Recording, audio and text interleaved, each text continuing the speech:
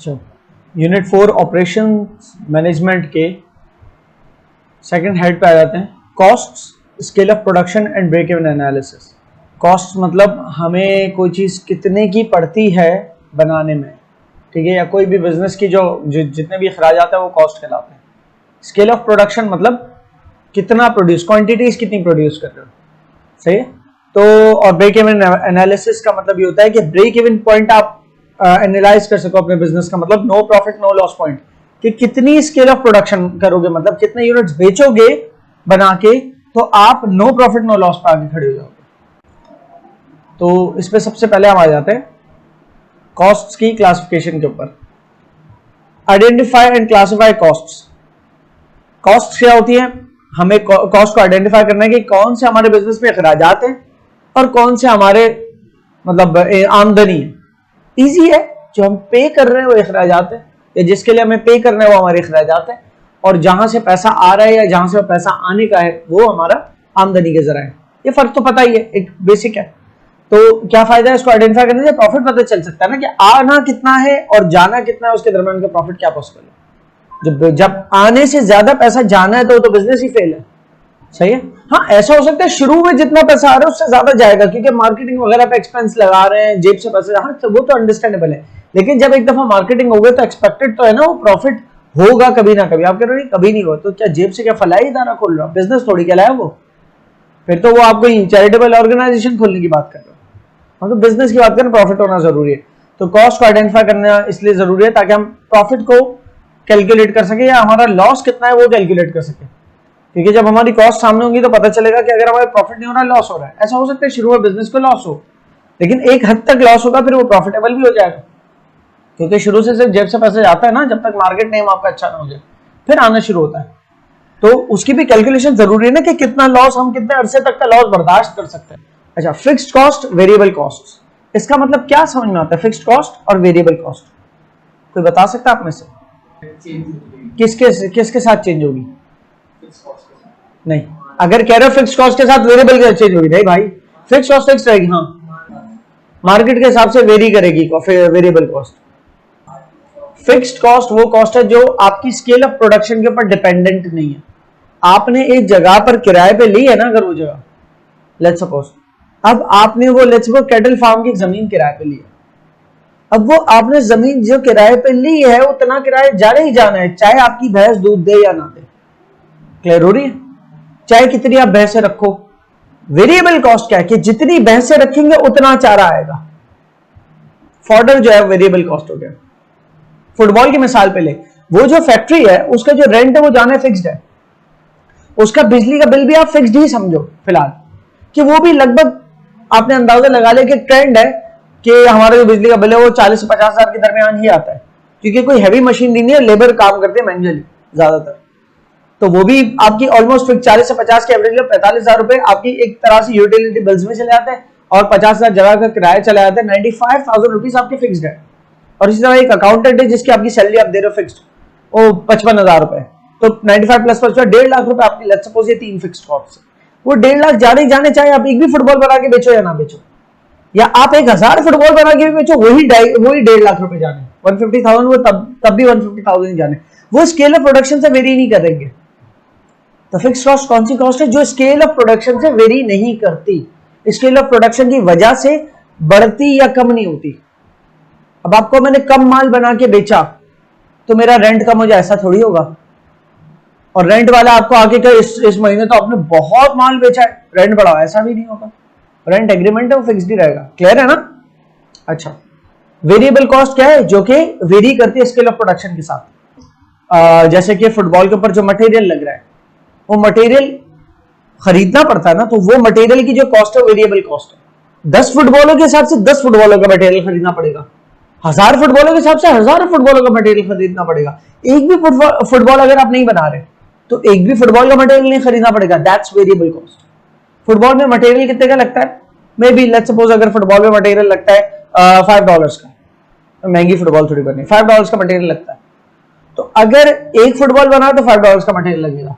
Labour कितनी लगती है? लेबर उसको बनाने के लिए मिसाल तौर पे $6 लेती है, तो $5 का मटेरियल, $6 लेबर, टोटल $11 पर फुटबॉल हमारी वेरिएबल कॉस्ट है। ऐसा हो सकता है वेरिएबल कॉस्ट मतलब लेबर ऐसा हो सकता है पर फुटबॉल पैसे ना ले रही हो, पर आवर ले रही हो, तो आप पर आवर को भी डिस्ट्रीब्यूट कर सकते हो कि भाई 1 घंटे में कितनी फुटबॉलें बना लेता है, पता चलता है ये 1 घंटे में ये लेबर जो है 2 फुटबॉलें बना लेती है। तो जो 1 घंटे के $12 ले रहा है और 1 घंटे में 2 फुटबॉलें बना रहा है, तो पर फुटबॉल वो $6 का पड़ा बंदा, सही ना, क्योंकि $12 लेके 2 फुटबॉलें बना रहे हैं ना उस 1 घंटे में, तो पर फुटबॉल के लिए एक तरह से $6 दे रहा है, उसको कन्वर्ट तो कर ही सकता है। हालांकि वो हमसे पैसे पर आवर के रेट पे ले रहा था, लेकिन हमने पर यूनिट में कन्वर्ट कर दिया उसको। अच्छा जी, फिक्स कॉस्ट वेरिएबल कॉस्ट का आपको फर्क पता चल गया, ठीक है। टोटल कॉस्ट क्या होती है? किसी भी एक पीरियड की तमाम वेरिएबल कॉस्ट और फिक्स कॉस्ट को मिला दो, टोटल कॉस्ट बन जाती है, ठीक है, जिसकी मिसाल यहां पर आपके दी हुई है। तो ये एक इलस्ट्रेशन है, ये टोटल कॉस्ट एवरेज कॉस्ट उसके साथ ही समझाऊंगा। टोटल कॉस्ट समझ जाओ, जो फिक्स और वेरिएबल को टोटल मिला लो किसी एक पीरियड। फॉर एग्जांपल एक महीने में 1000 फुटबॉलें बनाई है, एक फुटबॉल बनाने में $11 की पड़ रही है, तो 1000 फुटबॉलें कितने की पड़ी? $11,000 की वेरिएबल कॉस्ट। फिर फिक्स कॉस्ट $2000 और ऐड कर दो, पूरे महीने के $2000 को ऐड करने के बाद बन गई टोटल कॉस्ट 11,000 प्लस 2000 $13,000। अब वो $13,000 जो आपकी क्या है? टोटल कॉस्ट है। इसमें कितनी फुटबॉलें बनी? 1000। तो अगर एवरेज कॉस्ट आपको निकालनी हो अपनी, average cost per unit, average cost क्या होती है? फिक्स्ड और वेरिएबल का मिक्सचर। ये फिक्स्ड और वेरिएबल का मिक्सचर है ना, क्यों? क्योंकि इसके अंदर $2000 क्या है? फिक्स्ड है, और वेरिएबल कॉस्ट इसमें $11,000 है, तो जाके बनी $13,000। वेरिएबल कॉस्ट $11,000 क्यों? क्योंकि आपने 1000 फुटबॉल्स बनाई एट द रेट $11 की एक, तो $11,000 बने, प्लस फिक्स कॉस्ट आपकी $2000, तो मिलकर $13,000 बनी टोटल कॉस्ट। अब अगर टोटल कॉस्ट को मैं डिवाइड कर दूं मेरी प्रोडक्शन से, 1000 यूनिट्स ऑफ प्रोडक्शन से, तो आप कहोगे $13 पर यूनिट मुझे ऑन एवरेज पड़ रहा है। इसमें कोई आपसे बहस करे भाई 13,000 पर यूनिट क्यों पड़ रहा है, $13 पर यूनिट क्यों पड़ रहा है? आपकी तो एक फुटबॉल आपको 11 की पड़ रही है ना यार, वो 11 तो वेरिएबल कॉस्ट है। हमारी जो फिक्स्ड कॉस्ट है उसको भी तो पर यूनिट डिस्ट्रीब्यूट करो ना। तो हमने कितने यूनिट्स बनाए? 1000 यूनिट्स बनाए, तो एक तरह से फिक्स्ड कॉस्ट $2000 था, 1000 यूनिट पे डिस्ट्रीब्यूट करो तो $2 फिक्स्ड कॉस्ट भी तो हमारी डिस्ट्रीब्यूट हो रही है ना पर यूनिट, तो एक तरह से $13 पर यूनिट ऑन एवरेज पड़ी कॉस्ट। अच्छा, अब अगर मिसाल के तौर पे मैं ये मेरी जो वो है एक्टिविटी लेवल है, एक्टिविटी लेवल का हो या स्केल ऑफ प्रोडक्शन का हो, स्केल ऑफ प्रोडक्शन 1000 की जगह 2000 यूनिट्स होता, तो 11 के हिसाब से $22,000 हो जाता। चलिए मिसाल अलग ले लेता हूं मैं एक काम, ये $13 पर यूनिट तो पड़ रही है ना। अब दूसरी तरफ आ जाओ, अगर मेरा स्केल ऑफ प्रोडक्शन 1000 की जगह कितना होता? 2000 यूनिट्स। तो अगर 2000 यूनिट्स स्केल ऑफ प्रोडक्शन होता तो मेरी वेरिएबल कॉस्ट क्या होती? 2000 यूनिट्स मल्टीप्लाइड बाय $11 का एक पड़ा है, $11 में मटेरियल और लेबर शामिल है, ठीक है, तो $22,000 तो खाली वेरिएबल कॉस्ट बनती है। फिर फिक्स्ड कॉस्ट की बात आती, फिक्स्ड कॉस्ट तो वही 2000 पड़ती, वो स्केल ऑफ प्रोडक्शन से चेंज थोड़ी होती है। तो टोटल कॉस्ट हमारी क्या आ जाती? $24,000। ये जो $24,000 टोटल कॉस्ट आती, फिर अगर मैं एवरेज कॉस्ट यहां पर निकालता पर यूनिट, तो $24,000 डिवाइडेड बाय क्या होता? 2000 यूनिट्स जो बनाए, पहले 1000 यूनिट्स बनाए थे पिछली वाली मिसाल में, अब 2000 यूनिट्स बनाए, तो क्या पड़ी एवरेज कॉस्ट? $12 per unit. जब आपका एक्टिविटी लेवल 1000 यूनिट्स था तो आपको 13 ऑन एवरेज पड़ी थी डॉलर। जब एक्टिविटी लेवल 2000 यूनिट्स में चला गया तो आपका कॉस्ट जो है वो $12 पर यूनिट पड़ी है, सही ना, समझना। 1000 यूनिट जब मैन्युफैक्चर कर रहे थे और 2000 यूनिट जब मैन्युफैक्चर कर रहे थे, दोनों के अंदर फर्क क्या आया कि आपकी एवरेज कॉस्ट पर यूनिट जो है 1000 यूनिट्स के केस में $13 पड़ रही है, एक यूनिट आपको $13 का पड़ रहा है एवरेज कॉस्ट, और यहां एक यूनिट $12 का पड़ रहा है। एक्टिविटी लेवल बढ़ने की वजह से क्यों कम हुई? ये कौन से किस फीचर की वजह से कम हुई? फिक्स्ड कॉस्ट की वजह से। पहले फिक्स्ड कॉस्ट 1000 यूनिट से डिवाइड हो रही थी, $2000 1000 यूनिट से डिवाइड हो रहे थे, तो फिक्स्ड कॉस्ट $2 पर यूनिट बढ़ना था। वेरिएबल तो चेंज ही नहीं हो रहा ना, variable cost per unit variable cost per unit same रहती है, टोटल में चेंज होती है वेरिएबल कॉस्ट जब मल्टीप्लाई होती है नंबर ऑफ यूनिट से, लेकिन पर यूनिट तो वही $11 है, चाहे यहां ले लो या यहां ले लो। तो अगर इस $12 का ब्रेकअप करूं तो $11 तो वेरिएबल कॉस्ट पर यूनिट है, इस $13 का ब्रेकअप करूं तो $11 तो वेरिएबल कॉस्ट पर यूनिट है, हर यूनिट को बनाना वेरिएबल कॉस्ट तो मेरी मतलब मटेरियल लेबर तो $11 का जा रहा है। बाकी क्या है फिक्स्ड कॉस्ट को अगर एवरेज फिक्स्ड कॉस्ट, ठीक है फिक्स्ड कॉस्ट पर यूनिट नहीं होती लेकिन उसको एवरेज करना हम डिवाइड करना है, तो पर यूनिट में अगर कर ले आए तो 2000 मेरी फिक्स्ड कॉस्ट थी $2000 की, ठीक है ना, उस $2000 की फिक्स्ड कॉस्ट को डिवाइड करता हूं 1000 यूनिट से, तो पर यूनिट फिक्स्ड कॉस्ट $2 की पड़ रही है। उस केस में 1000 यूनिट बना तो पर यूनिट फिक्स्ड कॉस्ट $2 की पड़ी और $11 पर यूनिट मेरी वेरिएबल कॉस्ट पड़े, तो मिला के $13 पड़े। क्लियर है? इस केस में आ जाओ तो वेरिएबल कॉस्ट आप कह रहे हो कि एक यूनिट बनाने में मुझे $12 का पड़ रहा है, $12 का एक यूनिट पड़ रहा है, इसका ब्रेकअप तो बताओ फिक्स्ड और वेरिएबल में। आप कह रहे हो $11 तो पड़ता ही पड़ता है, कोई भी यूनिट बनाओ तो उसमें मटेरियल और लेबर तो $11 का लगता है, प्लस मेरी फिक्स्ड कॉस्ट पर यूनिट $1 आ रही है। क्या $1 कैसे आ रही है? आपने कहा $2000 मेरी टोटल फिक्स्ड कॉस्ट है, अगर मैं 2000 यूनिट बनाऊंगा तो $2000 डिवाइड बाय 2000 यूनिट्स, एक यूनिट $1 का फिक्स्ड कॉस्ट एब्जॉर्ब करेगा। क्लियर है? तो इस केस में 2000 यूनिट्स के केस में आपकी फिक्स्ड के per unit fixed cost per unit कम हो गई क्योंकि एक्टिविटी लेवल बढ़ गया, मिसाल के तौर पे। और जो थोड़ी बहुत नहीं भी समझ में आई होगी अब ये पूरी की पूरी समझ में आ जाएगी। इसके बाद आप मैन्युफैक्चर कर रहे हो और बेच रहे हो 1000 पेयर्स ऑफ शूज, 1000 शूज लिखे मतलब पेयर्स ऑफ शूज, क्योंकि जूता अकेला नहीं बिकता, पेयर बिकता है। तो 1000 पेयर्स ऑफ शूज बेच रहे हैं आप बना के, आपका बिजनेस। आपके एक जूते की सेलिंग प्राइस जो है वो $100, कितनी है? एक जोड़ी जूते की सेलिंग प्राइस है $100, महंगा जूता है, ब्रांडेड जूता है। कितनी क्वांटिटी बेच रहे हो? 1000 यूनिट्स, सही है? $100 का बेच रहे हो एक जूता, 1000 यूनिट्स, टोटल 1000 जोड़ी जूते बेच रहे हो, तो टोटल सेल आपकी हो रही है $1,00,000 की, सही ना? 1000 जोड़ी जूते बेचे, एक जूता 100 का, तो $1,00,000 बना आपका ये sales revenue, total sales revenue. जबकि पर यूनिट अगर मैं पूछूं सेल प्राइस कितनी है तो क्या बोलोगे? $100। एक जूते की एक जोड़ी जूते की सेलिंग प्राइस क्या है? $100। सेलिंग प्राइस हमेशा पर यूनिट होती है, और जब सेलिंग प्राइस क्वांटिटी से मल्टीप्लाई हो जाती है तो उसको हम टोटल सेलिंग प्राइस नहीं बोल देना, उसका नाम होता है सेल्स रेवेन्यू, के टोटल इनकम हमारी, ठीक है ना? तो ये बात तो हमारी, ये वाली लाइन तो समझ में आ जाती है। चलो इसको मैं हाईलाइट करता हूं, ये तो पल्ले पड़ गई। अगली लाइन आती है वेरिएबल कॉस्ट। वेरिएबल कॉस्ट का क्या ब्रेकअप है? जूते के ऊपर मटेरियल लग रहा है पर यूनिट $10 का, और लेबर जो कि सी रही है जूते को वो पर यूनिट सीने के $20 ले रही है। अब हम उसको आवरली वेज रेट नहीं दे रहे, उसको पर यूनिट के दे रहे हैं। हो सकता है वो 2 घंटे में सी पा रहा हो एक पूरा जूता, और हम उसको 1 घंटे का $10 देते हो, तो 2 घंटे के टोटल $20 हुए, और 2 घंटे में एक जूता बनता है, तो आपको 2 घंटे के $20 या एक जूते के $20, एक ही बात है ना? तो इसको पर यूनिट में मैंने रखा हुआ है, $20 एक जूते के लेबर को मिलने, और एक जोड़ी जूते के मटेरियल जो है वो $10 का लग रहा है। तो टोटल हमारी वेरिएबल कॉस्ट एक जोड़ी जूता बनाने की कितनी हो गई? 30। मतलब ये $30 वो वेरिएबल कॉस्ट है, मतलब ये वो कॉस्ट है जो अगर हम एक जोड़ी जूता बनेंगे तो 30 जाएंगे, 2 जोड़ी जूते बनेंगे तो 60 चले आएंगे, 3 जोड़ी बनाएंगे तो 90, टोटल चेंज होता जाएगा। ऑल्दो पर यूनिट 30 ही रहेगी कि हर जोड़ी जूते के ऊपर 10 का मटेरियल लगना है, 20 की लेबर लगनी है, तो पर यूनिट तो 30 ही है ना, variable cost per unit same ही रहती है।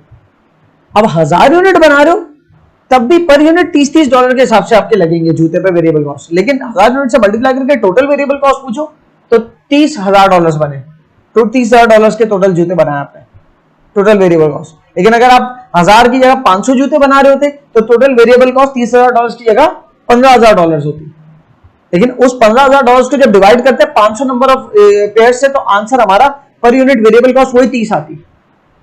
क्लियर हो रही है बात?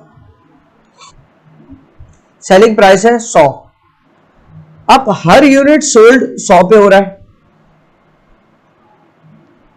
ठीक है? जबकि ऑल वेरिएबल कॉस्ट मैं अलग अलग नहीं लिख रहा, मटेरियल लेबर, बस total variable cost per unit, selling price per unit 100 है और वेरिएबल कॉस्ट पर यूनिट 30 है। तो मेरे पास अकाउंटिंग में ब्रैकेट लगते तो ब्रैकेट लगा देता हूं, क्या बचा? 70। क्या है ये, कौन बताएगा? नहीं, प्रॉफिट थोड़ी है ये, पर यूनिट कौन सा अमाउंट है? ये फिक्स कॉस्ट भी रिकवर करके देगा, फिर प्रॉफिट भी रिकवर करके देगा, इसे हम क्या कहेंगे? ये हमें कंट्रीब्यूट करके दे रहा है फिक्स कॉस्ट को रिकवर करने के लिए। क्या ये एग्जैक्टली ये है कंट्रीब्यूशन पर यूनिट। तो कंट्रीब्यूशन पर यूनिट का फॉर्मूला ध्यान में रखना, selling price minus all variable cost per unit. तो contribution per unit, selling price तो पर यूनिट ही होती है ना, selling price per unit minus variable cost per unit, तो जो बचा वो कंट्रीब्यूशन पर यूनिट है। मतलब ये हमारे पास बचता है एक प्रोडक्ट बना के बेचने से, एक प्रोडक्ट बना के बेचने से हमारे पास 70 पर यूनिट बचता है, ठीक है। और वो 70 हमारी अब फिक्स कॉस्ट को रिकवर करने पे पहले काम आएगा। जैसे ही 70 ने हर यूनिट, ऐसा एक 70 नहीं पूरे का, एक $70 थोड़ी हमें रिकवर करके दे रहा हमारी फिक्स कॉस्ट को। बहुत दफा 70 ऐड होगा तो फिक्स कॉस्ट रिकवर होगी। पहले तो देखो फिक्स कॉस्ट है कितनी हमारी। इस मिसाल में फिक्स कॉस्ट है हमारी $50,000, ठीक है ना। फिक्स कॉस्ट हमारी $50,000 है ये रही, जबकि वेरिएबल कॉस्ट ये रही $30,000। दोनों को मिला दो तो क्या बनती है टोटल कॉस्ट। टोटल कॉस्ट है $80,000। तो सेल्स, जो टोटल सेल्स है मेरी 100 के हिसाब से 1000 जोड़ी जूते बेचे, तो टोटल सेल्स है $100,000। उसमें से टोटल कॉस्ट माइनस करें, ये इन दो लाइनों को स्किप कर देना क्योंकि ये टोटल हो गया 80,000 बन गया ना। तो टोटल सेल्स में से $80,000 माइनस करो तो टोटल प्रॉफिट बचता है। अब ये प्रॉफिट है, ये कंट्रीब्यूशन, ये प्रॉफिट है क्योंकि इसमें ऑल वेरिएबल कॉस्ट भी माइनस हो चुकी है, ऑल फिक्स्ड कॉस्ट भी माइनस हो चुकी है, तो $20,000 प्रॉफिट बचा। क्लियर होता है ना इतना। अब मैं मिसाल के तौर पे मैं कहता हूं कि यार वो कौन सा नंबर है कि मेरे पास प्रॉफिट और लॉस ना आए, जीरो आए। अभी तो प्रॉफिट आ रहा है ना 20, मैं चाह रहा हूं प्रॉफिट ना आए। तो आप कहोगे कि उजैर भाई आप एक काम करें, पहले आप कंट्रीब्यूशन पर यूनिट निकाले, मैंने निकाल लिया 70 है। अब आप बताएं कि हमारी फिक्स्ड कॉस्ट कितनी है। फिक्स्ड कॉस्ट है $50,000। हमें सिर्फ फिक्स्ड कॉस्ट रिकवर करनी है तो हम नो प्रॉफिट नो लॉस पे आ जाएंगे ना, हमें प्रॉफिट नहीं चाहिए, सही है। हमें सिर्फ फिक्स्ड कॉस्ट अगर रिकवर कर ले 70 से, आपको उजैर भाई वेरिएबल कॉस्ट भी तो रिकवर करनी है। भाई 70 में तो वेरिएबल कॉस्ट शुमार ही नहीं है ना, उसको तो पहले ही माइनस कर दिया ना। जो हर फुटबॉल बेच के 100 आ रहा है उसमें सबसे पहले 30 अलग किया हमने, लेबर का और मटेरियल का, तो बचा है 70। तो वेरिएबल कॉस्ट को साइड में कर दिया। अब इस 70 में से हमें क्या चाहिए, हमें फिक्स कॉस्ट रिकवर करनी है सर, ठीक है ना। तो ये $50,000 की जो फिक्स कॉस्ट है उसको डिवाइड कर दो अगर 70 पर यूनिट जो मेरा कंट्रीब्यूशन बच रहा उससे, तो मेरे पास ये पता चल जाएगा कि मुझे कितने नंबर ऑफ यूनिट्स सेल करने हैं कि मैं नो प्रॉफिट नो लॉस लाऊंगा, ठीक है। तो उसका आंसर मैं एक्सेल पे करके देख लेता हूं। Equals to 50,000 divided by 70, 714 units, तकरीबन 714.3 यूनिट्स। अब 0.3 यूनिट्स को तो छोड़ दो, 715 यूनिट्स भेज दो। चलो 1000 यूनिट्स की जगह, यहां पर 1000 यूनिट्स लिखे ना, इसकी जगह मैं 715 यूनिट बना के बेचता हूं, 715 यूनिट्स बनाता हूं और बेचता हूं, ठीक है ना। तो हमारे पास जो ये टोटल बनेगी, ये कॉस्ट, टोटल कॉस्ट हमारी ये बन रही है।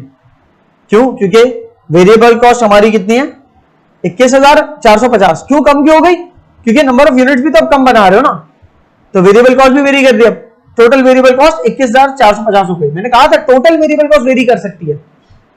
जब ज्यादा यूनिट्स थे तो ये वेरिएबल कॉस्ट $30,000 थी, अब 715 यूनिट्स बना तो वेरिएबल कॉस्ट क्या $21,750। उसमें फिक्स कॉस्ट तो उतने की उतनी है, 50,000 ऐड कर दो तो $71,450 की आपकी टोटल कॉस्ट है, जबकि आपने बना के माल जो बेचा वो कितना है 71,500 का। तो आप almost no profit no loss पे आ गए। ऑलमोस्ट इसलिए क्योंकि वो हमने 714.28 की जगह 715 यूनिट बेच दिया। अगर मैं 714.28 बेचू ना, एग्जैक्टली 714.28 तो $0 का प्रॉफिट लॉस। क्लियर हुई? जिसे हम कहते हैं ब्रेक इन पॉइंट। तो बहरहाल अब मैं यहां सवाल पूछता हूं, एवरेज कॉस्ट पर यूनिट मेरी क्या आ रही है। अब मैं पिछली मिसाल पे आ जाता हूं, मुझे निकालनी है मेरी एवरेज कॉस्ट पर यूनिट, तो बताओ कैसे निकलेगी। ओके, पड़ रहा ही नहीं है, $100 का हम बेच रहे हैं, $100 का। वो क्या है?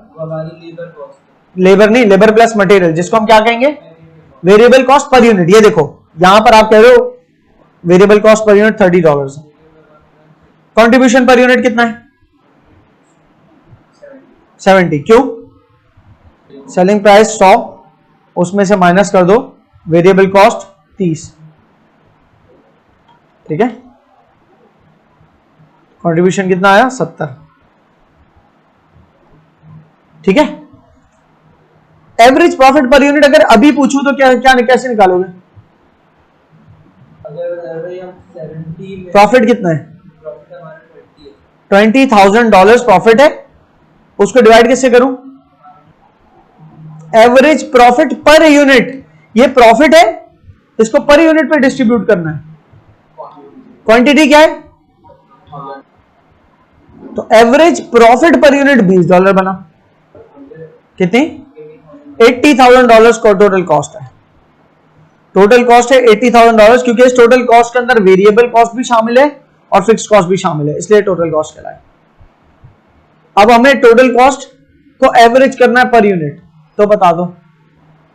टोटल कॉस्ट $80,000 है, उसको पर यूनिट एवरेज करो, 1000 यूनिट्स पे डिवाइड कर देंगे टोटल कॉस्ट को, तो पर यूनिट आपकी एवरेज कॉस्ट आ रही है $80। Total cost divide by number of units produce sold, average, इसे कहते हैं हम एवरेज कॉस्ट पर यूनिट या average total cost per unit. Total profit divided by number of units बनता है एवरेज प्रॉफिट पर यूनिट।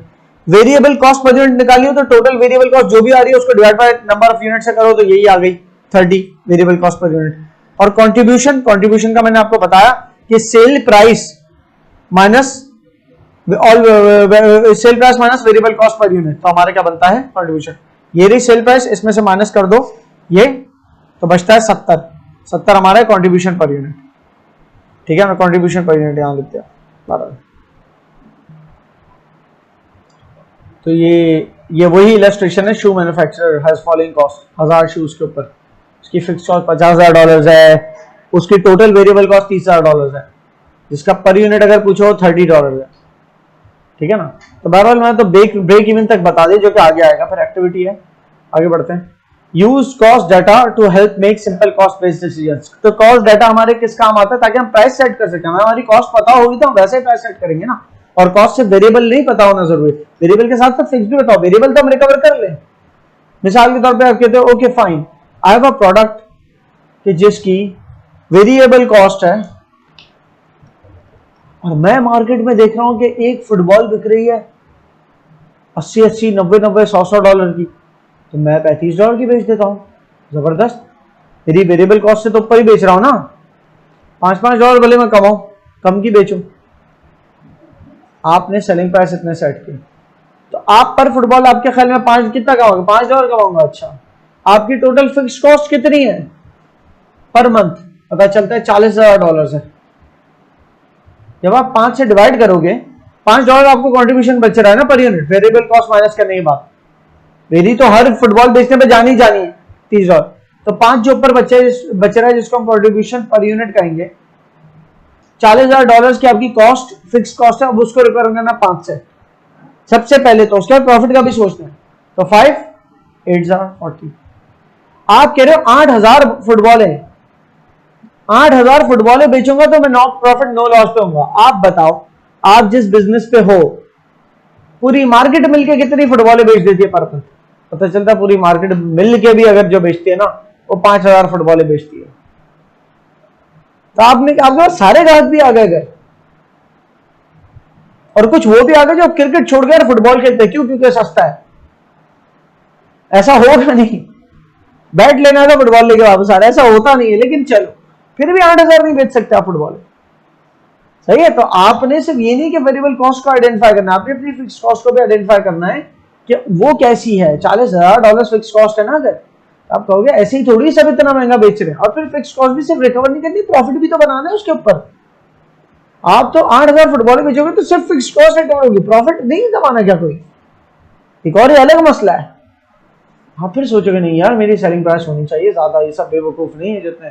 फिर जाके आपको पता चलेगा, अच्छा ठीक है, अगर मुझे मिसाल के तौर में मैं प्लान कर रहा हूं कि मेरा पर मंथ $20,000 का प्रॉफिट हो, तो पहले तो मुझे फिक्स कॉस्ट रिकवर करनी है $40,000 की, प्लस मुझे प्रॉफिट चाहिए। तो टोटल $60,000 मुझे, ये 5-5 से तो नहीं हो सकते इतने जल्दी, बहुत बेचनी पड़ेंगी। ज्यादा कितनी फुटबॉल? ज्यादा 3,000 4,000 फुटबॉल बेच सकते हो आप, वो भी बहुत लो प्राइस और बहुत बेहतरीन मार्केटिंग के साथ। लेकिन एस्टिमेट तो यही कि आप 2,000 फुटबॉल बेच पाओगे। तो आप कहोगे यार, अगर मुझे $60,000 रिकवर करने हैं ठीक है ना, $60,000 रिकवर करने। अब ये खुद मैथमेटिक्स लगाओ, और मैं सिर्फ ज्यादा 2000 फुटबॉलें बेच सकता हूं, तो जब पर फुटबॉल मेरा $60 का कंट्रीब्यूशन होना चाहिए, तो इसका मतलब मेरी सेलिंग प्राइस $90 होनी चाहिए। समझ में आ गया? प्राइस सेट करने के लिए आपके कॉस्ट को आइडेंटिफाई करना, वेरिएबल कॉस्ट, फिक्स कॉस्ट क्या है उसको आइडेंटिफाई करना बहुत जरूरी है। प्रॉफिटेबिलिटी फिर तभी डिटरमिन कर सकते हो। फिर आप ये डिटरमिन कर सकते हो कि एक चीज जिसकी वेरिएबल कॉस्ट पर यूनिट बहुत महंगी पड़ रही है, फिर भी मार्केट में लोग कमा रहे, कैसे कमा रहे, मुझे तो बहुत महंगा पड़ा, पता चला मशीनरी यूज कर रहे हैं, वो ऑटोमेशन की तरफ गए हुए, तो आपने लेबर को हटा के ऊपर से जेब से साल की शुरू में भले पैसा अरेंज किया, लगा दिया कि भले मैं ऑटोमेटेड वर्क करूं, अगर लेबर से मुझे महंगा पड़ रहा है तो लेबर वेरिएबल कॉस्ट है ना, मशीन तो एक दफा ले ली, उसका एक बिजली का बिल आना जो कि एक फिक्स अमाउंट होगी, कोई फिक्स के आसपास ही होगी मतलब, ठीक है। तो आपने ऑटोमेशन करने का डिसीजन लेना है फिर, सही है। अच्छा, लेकिन ये हर दफा जरूरी नहीं, हो सकता है कि आपकी लेबर जो है ना पर आवर लेती हो, मिसाल के तौर पे रुपीज में बात करेंगे तो per hour labour let's suppose आपसे ले रहे 200 रुपए, एक दिन में वो 8 घंटे काम करते हैं, 1600 रुपए लेके जाती है। आप कह रहे हो कि मेरे पास 10 लेबर है, तो एक दिन में 16,000 रुपए की लेबर पड़ रही मुझे, ठीक है। और 25 दिन की बात करूं अगर, तो 40,000 रुपए की, 40,000 नहीं sorry 16,000 multiplied by 10, 1 lakh, 4 lakh की पूरे महीने की मेरी लेबर कॉस्ट आ रही है। आप कह रहे हो अगर मैं इसको ऑटोमेट करूं, पता चला ऑटोमेट करने से क्या होगा, ऑटोमेट करने से होगा मेरा पर मंथ जो बिल है ना, वो बिजली का बिल से 50,000 आएगा। तो 4 लाख की लेबर को खत्म करके अगर महीने का 50,000 का खाली बिल जाए, मशीन से सब बन जाए बेहतरीन, तो क्या बुराई है? हाँ जबरदस्त।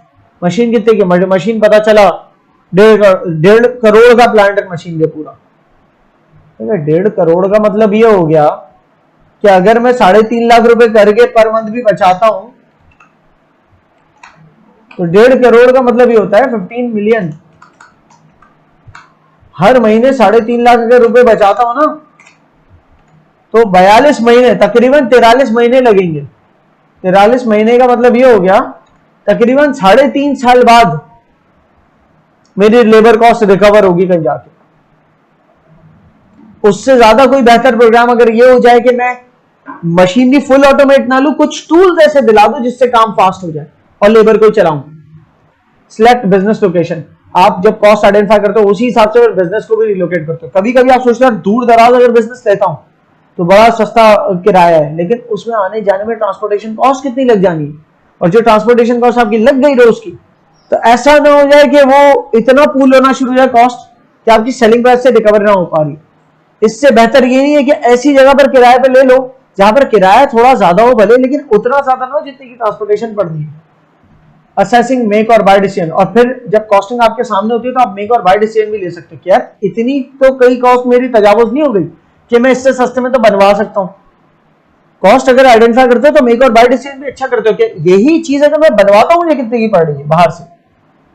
एक टेलर है, वो कहते हैं कि यार मैंने अपने पास जो है ना वो रखे हुए वर्कर्स रखे हुए जो स्टिचिंग करते हैं, ठीक है, सोइंग मशीन्स के साथ वर्कर्स रखे हुए हैं जो कि स्टिचिंग करते हैं। वो 4 वर्कर्स रखे हैं, पर वर्कर जो है महीने की 50,000 की तनख्वाह है, 4 वर्कर 2 लाख की तनख्वाह लेते हैं। उस जगह का अपना किराया है महीने का मिसाल का 50,000, तो 2.5 लाख ही हो गया, प्लस बिजली का बिल एक आता है, ठीक है, वो let's suppose highly efficient machinery में 30,000 का बिजली का बिल होता है, तो 2,80,000 फिर भी महीना है आपका। अब 2,80,000 आपने रिकवर करने, पूरी की पूरी फिक्स कॉस्ट है।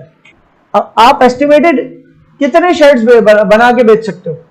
आप कहते हैं यार एस्टिमेटेड हम तकरीबन 800 शर्ट्स बना के बेच सकते हैं पूरे महीने, तो पर शर्ट 350 तो आपको सिर्फ ये वाली कॉस्ट को रिकवर करने में लगेगा जो कि फिक्स्ड है। जब शर्ट बन रहा है तो शर्ट पे कपड़ा लग रहा है, वो वेरिएबल कॉस्ट अलग है। कपड़ा कितने का लग रहा है? कपड़ा तकरीबन जो है ना शर्ट के ऊपर लग रहा है, मिसाल के तौर पे लो एंड शर्ट है कोई, 600 का कपड़ा लग रहा है, तो 950 की आपको पड़ रही है इन हाउस मैन्युफैक्चरिंग। और फिर अगर उतने शर्ट्स का ऑर्डर ना आया 800 शर्ट्स का, फिर 800 शर्ट्स का ऑर्डर नहीं आया, ऐसा हो सकता है ना, हाँ शुरू में तो बहुत मसला है। कितना मसला है? शुरू में तो मेरी हार्डली मैं 100 शर्ट्स बेच पाऊंगा, तो जब हार्डली 100 शर्ट्स बेच जाओगे तो ये जो 2.5 लाख है वो 100 शर्ट से रिकवर करने पड़ेंगे, तो 2,500 पर शर्ट कॉस्ट पड़ेगी। ये तो सिर्फ फिक्स कॉस्ट की बात कर रहा हूँ, सही है ना, वो फिक्स कॉस्ट 2.5 लाख थी ना हमारी। ऐसे में आपने कहा नहीं मेक तो बहुत मुश्किल है, ऐसा करता हूं जब तक मेरी 800 1000 शर्ट्स तक नहीं पहुंच जाती डिमांड, तब तक मैं बाहर से बनवाता हूँ। बाहर से एक शर्ट बनवाना कितने की पड़ रही है, पता चला बाहर से एक शर्ट बनवाना 1200 की पड़ी, इससे अच्छी तो मुझे पड़ी थी 950 की।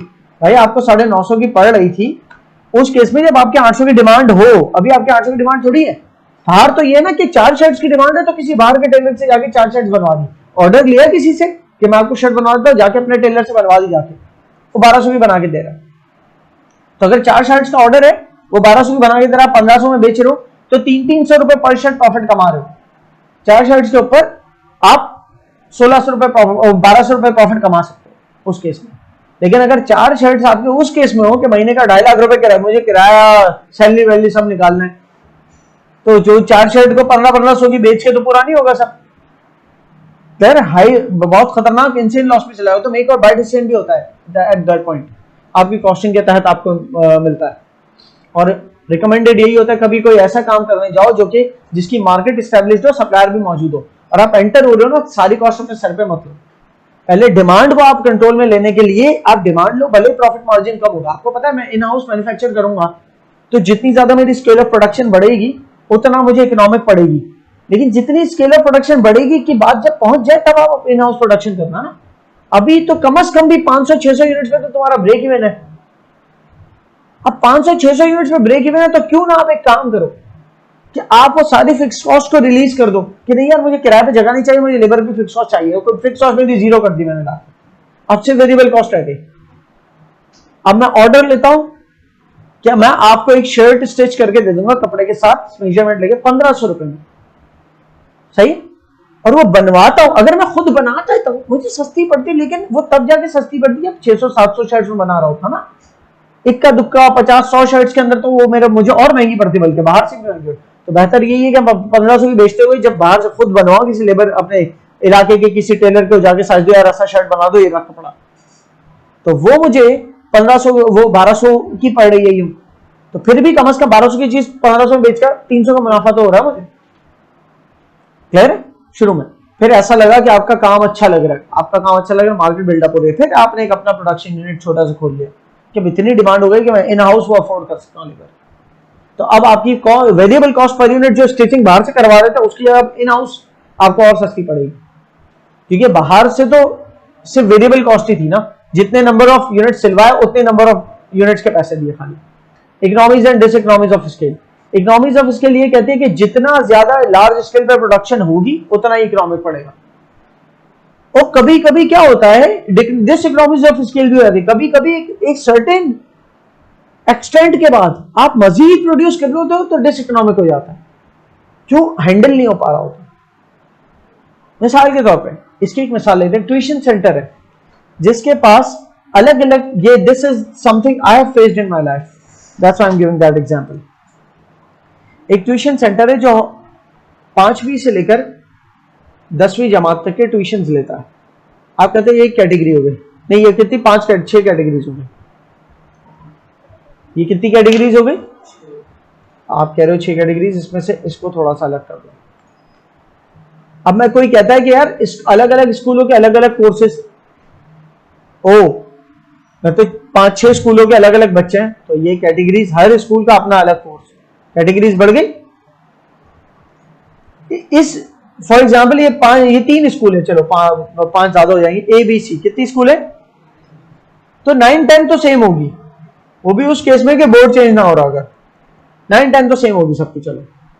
लेकिन बाकी एक स्कूल ए का 5वीं जमात का कोर्स अलग चल रहा है, स्कूल बी का अलग और स्कूल सी का अलग, सेम बुक्स भी होगी तो अलग अलग टाइम पे टॉपिक्स पढ़ा रहे होंगे ना, तो अलग अलग ही लेके बैठना पड़ेगा। सेम बुक्स भी होती है तो अलग अलग, कोई स्कूल अपने प्लान से लेके चलता है, कोई स्कूल अपने प्लान से, कोई स्कूल जो सितंबर में पढ़ा रहा है हो सकता है वो स्कूल बी ने जो है वो अगस्त में पढ़ा दिया हो ऑलरेडी, ठीक है, तो वो भी हैंडल नहीं हो पा रही। तो ये सारी अलग अलग कैटेगरीज हैं। कितनी कैटेगरीज बन गई? ये 4-4-8 4-12 और फिर 13-14, फिर इसमें 9-10 में भी ओ लेवल की अलग कैटेगरी, आगा खान बोर्ड की अलग कैटेगरी और मैट्रिक सिस्टम की अलग कैटेगरी, तो ये भी 3 कैटेगरीज बन गई, तो 6 और ऐड हो गई कैटेगरीज, तो 12 और 6 18 कैटेगरीज हो गई। तो अब आपने हर कैटेगरी के लिए टीचर्स रखना शुरू कर दिया। अब प्रॉब्लम ये हो गया कि इतने टीचर्स और इतनी कैटेगरीज हो गई कि आप बच्चे तो आपके पास आ रहे हैं लेकिन इट्स नॉट बिकमिंग मैनेजेबल, और अब क्या हो रहा है, अनप्रोडक्टिव हो गया। क्यों? क्योंकि एक बच्चे को पढ़ाने के लिए अलग अलग टीचर्स आ रहे हैं अलग अलग टाइम पे। एक टाइम जो हो रहा है कि एक टीचर एक क्लास खत्म होने का वेट कर रहा है, दूसरा टीचर आ रहा है वो वेट कर रहा है, उसका टाइम लॉस हो रहा है, लेकिन उस लॉस ऑफ टाइम वो आइडल टाइम पे आप उसको पैसे तो दे रहे हो। फिर ये टीचर का टॉपिक जैसा खत्म हुआ अगले टीचर ने आके उसको पढ़ाना शुरू किया।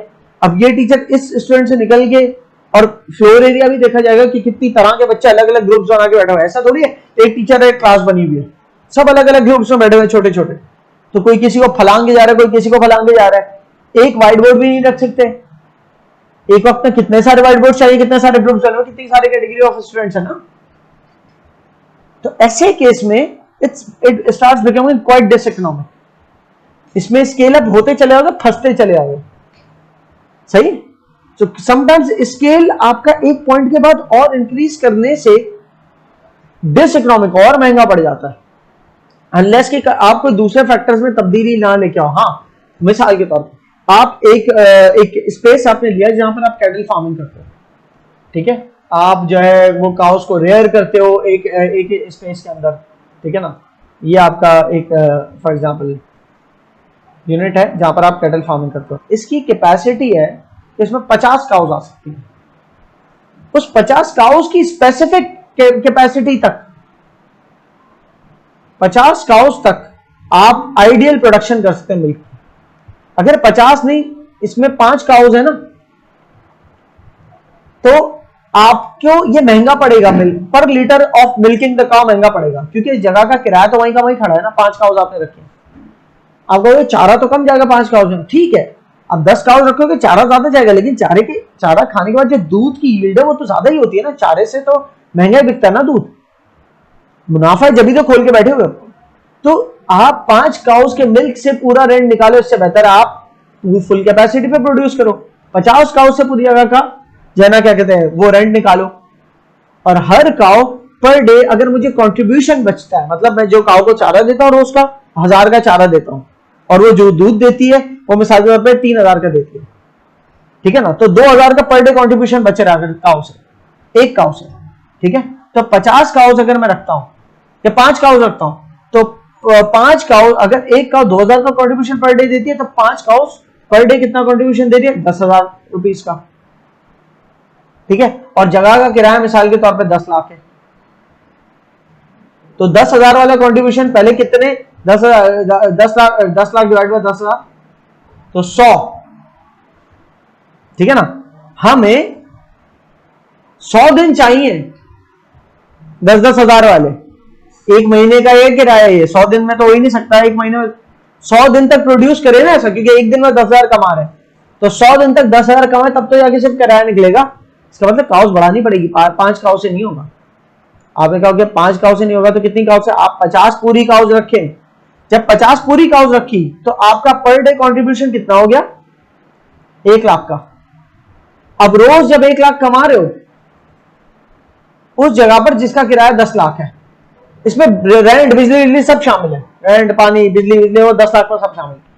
रोज 1 लाख कमा रहे हो तो कितने दिन तक आपकी कमाई जो है वो सिर्फ इस 10 लाख को रिकवर करने में चली जाएगी? 10 दिन तक।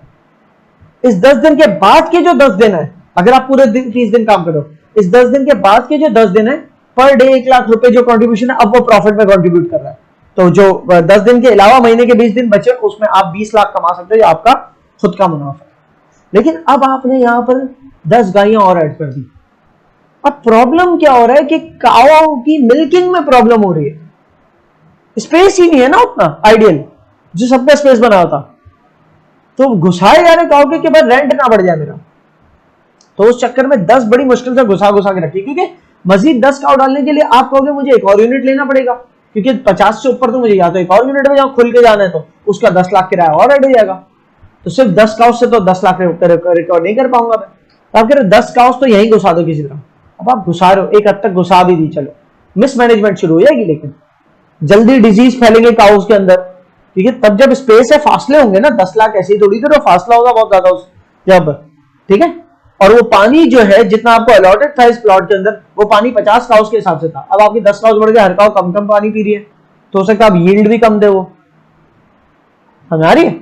और मिसमैनेजमेंट, दूध मिल्किंग के जो बर्तन है, सारे इक्विपमेंट है, वो डैमेज हो जाए, शायद काउस इतनी सारी भर दी यहाँ पे, 10 रख दी चलो, लेकिन आपने 25 काउज अंदर डाल दिया, और अब तो बहुत मुश्किल हो जाएगा। एक जितना स्पेस है आइडियली उसके अंदर तो तकरीबन 25 और ऐड करना इनसेन। एक क्लास जिसमें 20 कुर्सियां रखी हो उसमें 10 बच्चे और ऐड कर दें तो खड़े रहेंगे, दो सीटें मिला के एक कितना करके बैठ पाएंगे, कोई भी अच्छा नहीं पढ़ा पाएगा, समझ लो। दैट बिकम्स डिस इकोनॉमिक, वो और महंगा पड़ जाता है आपको, क्योंकि ऐसे में कोई काव डैमेज हो सकती है, कोई गाय बीमार होकर मर गए तो आप कहोगे लो इकोनॉमिक के चक्कर में गए थे तो डिस इकोनॉमिक हो गया।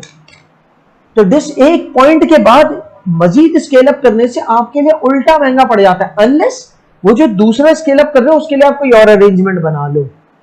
यहीं पे मैं एक और कॉन्सेप्ट क्लियर हो जाएगा आपका। मैंने अभी एक बात कही थी वो अधूरी थी कि फिक्स्ड कॉस्ट चेंज नहीं होती लेवल ऑफ एक्टिविटी से। आप कहोगे यार भाई अगर 50 काउस मैंने रखी हुई है तो मेरा एक 10 लाख का रेंट है जगह का, अब उस जगह पे 50 काउस से ज्यादा आ ही नहीं सकती, तो फिर मुझे एक और स्पेस लेना पड़ेगा ना। आपने थोड़ी देर पहले कहा था फिक्स्ड कॉस्ट कभी चेंज नहीं होती एक्टिविटी लेवल की वजह से, वो बात दुरुस्त नहीं थी, पूरी बात मुकम्मल अब करूंगा। फिक्स्ड कॉस्ट आपकी एक लेवल तक फिक्स्ड रहती है, उसके बाद उसमें स्टेप आता है, इस बात को समझना। 40,000 रुपए, आप चाहे 10 बच्चों को पढ़ाओ, 20 बच्चों को पढ़ाओ, 30 बच्चों को पढ़ाओ, 40 बच्चों को पढ़ाओ, आपका किराया 40,000 होगा। ये थी थोड़ी देर पहले वाली बात, उसका जवाब है। मतलब थोड़ी देर पहले मैंने जब कहा था ना फिक्स कॉस्ट चेंज होगी चाहे आपका लेवल ऑफ एक्टिविटी कितना बढ़ जाए, लेकिन ऐसा नहीं होता चाहे कितना बढ़ जाए, एक स्पेसिफिक एक्टिविटी लेवल तक फिक्स कॉस्ट चेंज नहीं होती। मैंने कहा था फिक्स कॉस्ट चेंज होती ही नहीं एक्टिविटी लेवल से ना, फिक्स कॉस्ट एक स्पेसिफिक एक्टिविटी लेवल तक चेंज नहीं होती। एक स्पेसिफिक क्वांटिटी तक आप प्रोड्यूस कर लो ना तब तक फिक्स कॉस्ट चेंज नहीं होगी, लेकिन जैसे 21वां बच्चा है उसकी जगह नहीं है, आपने एक और क्लास इसके बाद ऐड कर दी, अब आपकी टोटल कॉस्ट यहां पहुंच गई, कहलाती है स्टेप फिक्स कॉस्ट। क्या आपकी फिक्स कॉस्ट के अंदर स्टेप आता है, अब आपकी फिक्स कॉस्ट कहां पहुंच गई 80,000 पे टोटल, ये 40 प्लस एक और 40, टोटल 2 जगह का रेंट दे रहे हो, तब जाके आप 40 बच्चों को कैटर कर पा रहे। सही है, इस पॉइंट से क्या है आपकी डबल हो गई, क्लियर हो रही है। अच्छा जी, economies of scale and diseconomies of scale आप समझोगे कि जितने ज्यादा स्केल के ऊपर प्रोडक्शन, परचेजिंग और सब कुछ मार्केटिंग हो रही होती है उतना इकोनॉमिक पड़ता है। मिसाल के तौर पर पॉम्फलेट छपाने, एक पॉम्फलेट छपाने जाओगे, मेरा आने जाने की जो कॉस्ट है वो तो पूरी लगेगी, एक पॉम्फलेट छाप के भी नहीं देगा वो, पूरी मशीन चला रहा आपके लिए एक पॉम्फलेट के लिए, इससे आसान मेरे लिए मैं रोड पार करूं पेंट निकलवा के ले आऊं, लेकिन 1000 पॉम्फलेट छपाने होंगे तो बड़ी मशीनरी पे जाऊंगा, मुझे ज्यादा इकोनॉमिक पड़ेगा। और उनसे भी अगर मैं 10,000 पेंट छपाने होंगे तो अब मैं उनसे कह भी, उनसे निगोशिएट भी कर सकता हूं, यार अब मैं आपको बल्क परचेज करूं, बल्क डिस्काउंट दो मुझे।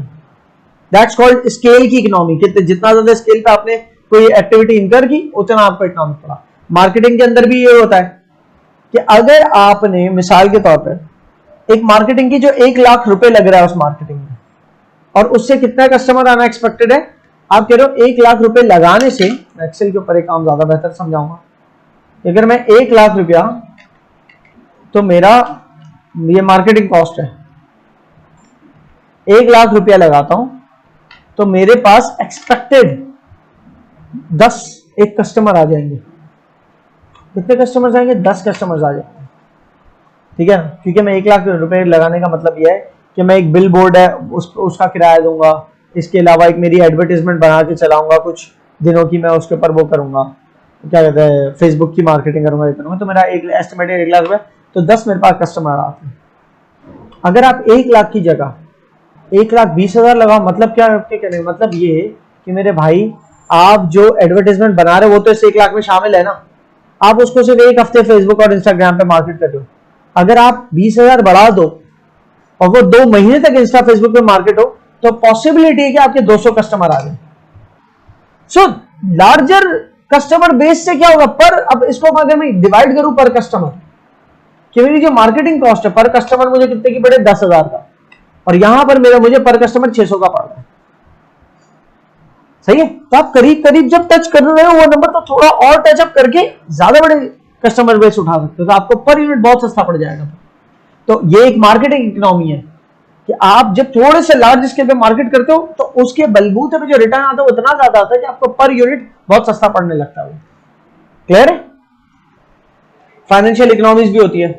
फॉर एग्जाम्पल, आप अगर माल कह रहा हूं, आप अगर कुछ भी खरीदना है आपको, ठीक है, तो उसके लिए पैसा अगर आपके पास है तो ठीक है, जितना लार्ज स्केल पे खरीदते हो उतना सस्ता पड़ता है परचेज इकोनॉमीज की।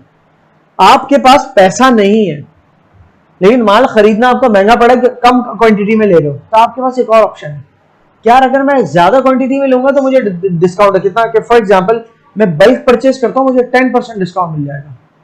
ओके, बल्क परचेज मतलब कितना, मैं मेरे पास कैपेसिटी है मैं 5 लाख का खरीद सकूं, लेकिन अगर मैं माल बल्क, डिमांड तो अनगिनत मौजूद है, मेरे पास हार्ड कैश 5 लाख ही है, मैं 5 लाख का माल खरीदता हूं मुझे कोई डिस्काउंट नहीं, लेकिन अगर मैं 50 लाख का माल खरीदूंगा तो मुझे वो माल 45 लाख का पड़ेगा, 10% का discount.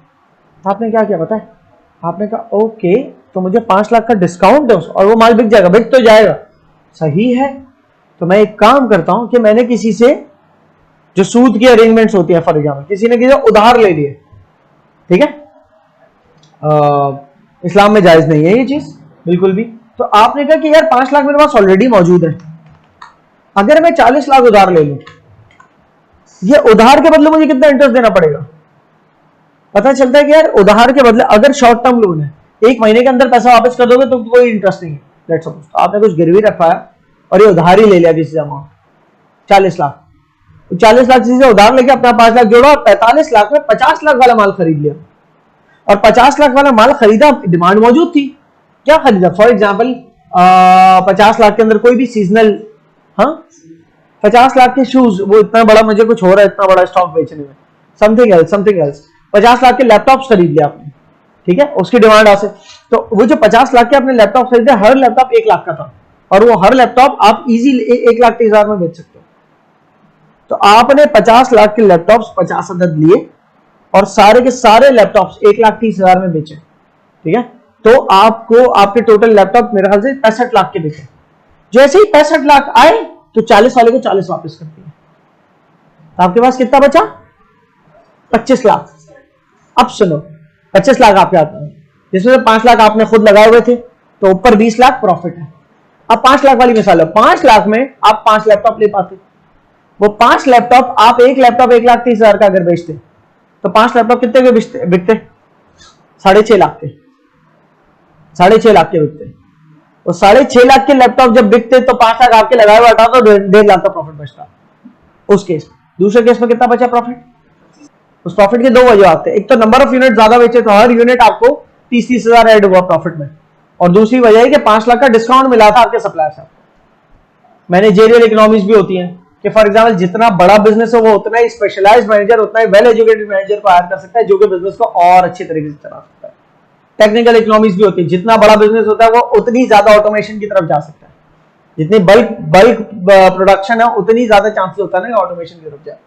So when you read it बहुत इजी है, डिसइकोनॉमीज ऑफ स्केल भी आप समझ जाओगे, पुअर कम्युनिकेशन, जब बिजनेस कॉम्प्लेक्स इतना बड़ा हो जाए, सर्टेन लिमिट हैंडल कर सकते ना, उस लिमिट के बाद बड़ा हो जाए ना, फॉर एग्जाम्पल मैं एक सर्टेन लिमिट तक ग्रो कर सकता था हैंडल करने के तरीके से, हैंडलेबल मैनर में एक बिजनेस को, और मार्केट के अंदर जो मेरा काम है उस एक्सपर्टीज के लोग भी ज्यादा नहीं है, और वो जो भी लोग हैं मैंने हायर कर लिए। फॉर एग्जाम्पल एक ऐसे इलाके में जो कि थोड़ा सा सिटी से दूर है, और वहां पर मैंने कोई फॉर एग्जाम्पल स्कूल खोला है और मुझे स्किल्ड टीचर्स की जरूरत थी, जितने स्किल्ड टीचर उस फैसिलिटी में थे सारे हायर कर लिए। अब इस पॉइंट के बाद मैं फर्दर स्केल अप करता हूं, जितने बच्चे थे 500 बच्चों का स्कूल था, मैं एक और ब्रांच खोलता हूं स्कूल की, 500 बच्चे और ले आता हूं, व्हाट्स गोना हैपन, वो हैंडल नहीं होंगे मुझसे क्योंकि वो स्किल्ड टीचर्स ही अवेलेबल नहीं है। या तो उसी जगह 500 और डाल दूं तो जगह में भी कैपेसिटी नहीं थी, एक सर्टेन लिमिट के बाद वो डिसइकोनॉमिक हो रहा है। फिर आपके जो मौजूदा टीचर्स थे उस पर उन पे वर्कलोड इतना आ रहा है कि वो मैनेज नहीं कर पा रहे, कम्युनिकेशन एरर्स आने शुरू हो रहे हैं, तो वो जो पिछले 500 थे उससे भी गए, बल्कि आप यूं समझे रेपुटेशन भी लॉस होती है ना, फिर बहुत कुछ सब डिसइकोनॉमिक में आ जाता है। एम्प्लॉय कमिटमेंट आपका छूट सकता है हाथ से, मिसाल के तौर पे जितना बड़ी स्केल्ड अप ऑर्गेनाइजेशन होगी उतना ही मैनेजमेंट और एम्प्लॉयज के दरमियान फासला बढ़ता जाएगा, लेयर्स ऐड होती जाएंगी, और जितनी लेयर्स ऐड होती जाएंगी हर बंदा एक महदूद काम में तक रह जाएगा, तो मोटिवेशन कम हो सकती है। जहां मोटिवेशन कम हो सकती है तो वो और ज्यादा उसको और ज्यादा इनोवेटिव तरीके से और ज्यादा एफिशिएंट मैनर में नहीं लेके चल रहे होंगे वो सारे एम्प्लॉयज ऑर्गेनाइजेशन को। तो जब मौजूदा एम्प्लॉयज प्रोडक्टिवली काम नहीं कर रहे होंगे तो और एम्प्लॉयज फायर करना पड़ेगा। वो क्यों प्रोडक्टिवली काम नहीं कर रहे हैं? क्योंकि अब वो डीमोटिवेट हो गए, उनको पता है यार यही है, कोई ग्रोथ भी नहीं है और इतनी सारी लेयर्स हैं और जिसको रखना होता है बाहर से ले आते हैं और बिजनेस बड़ा भी होता जा रहा है, वर्कलोड भी बढ़ता जा रहा है। तो जो वर्कलोड बढ़ भी रहा है और इतना सब स्केल अप कर रहे हो तो जो पिछला वो तरीके से काम कर सकता था वो भी नहीं कर रहा सही से, तो और लोगों को हायर कर रहे। Sometimes scaling up your work can create such डिसइकोनॉमीज।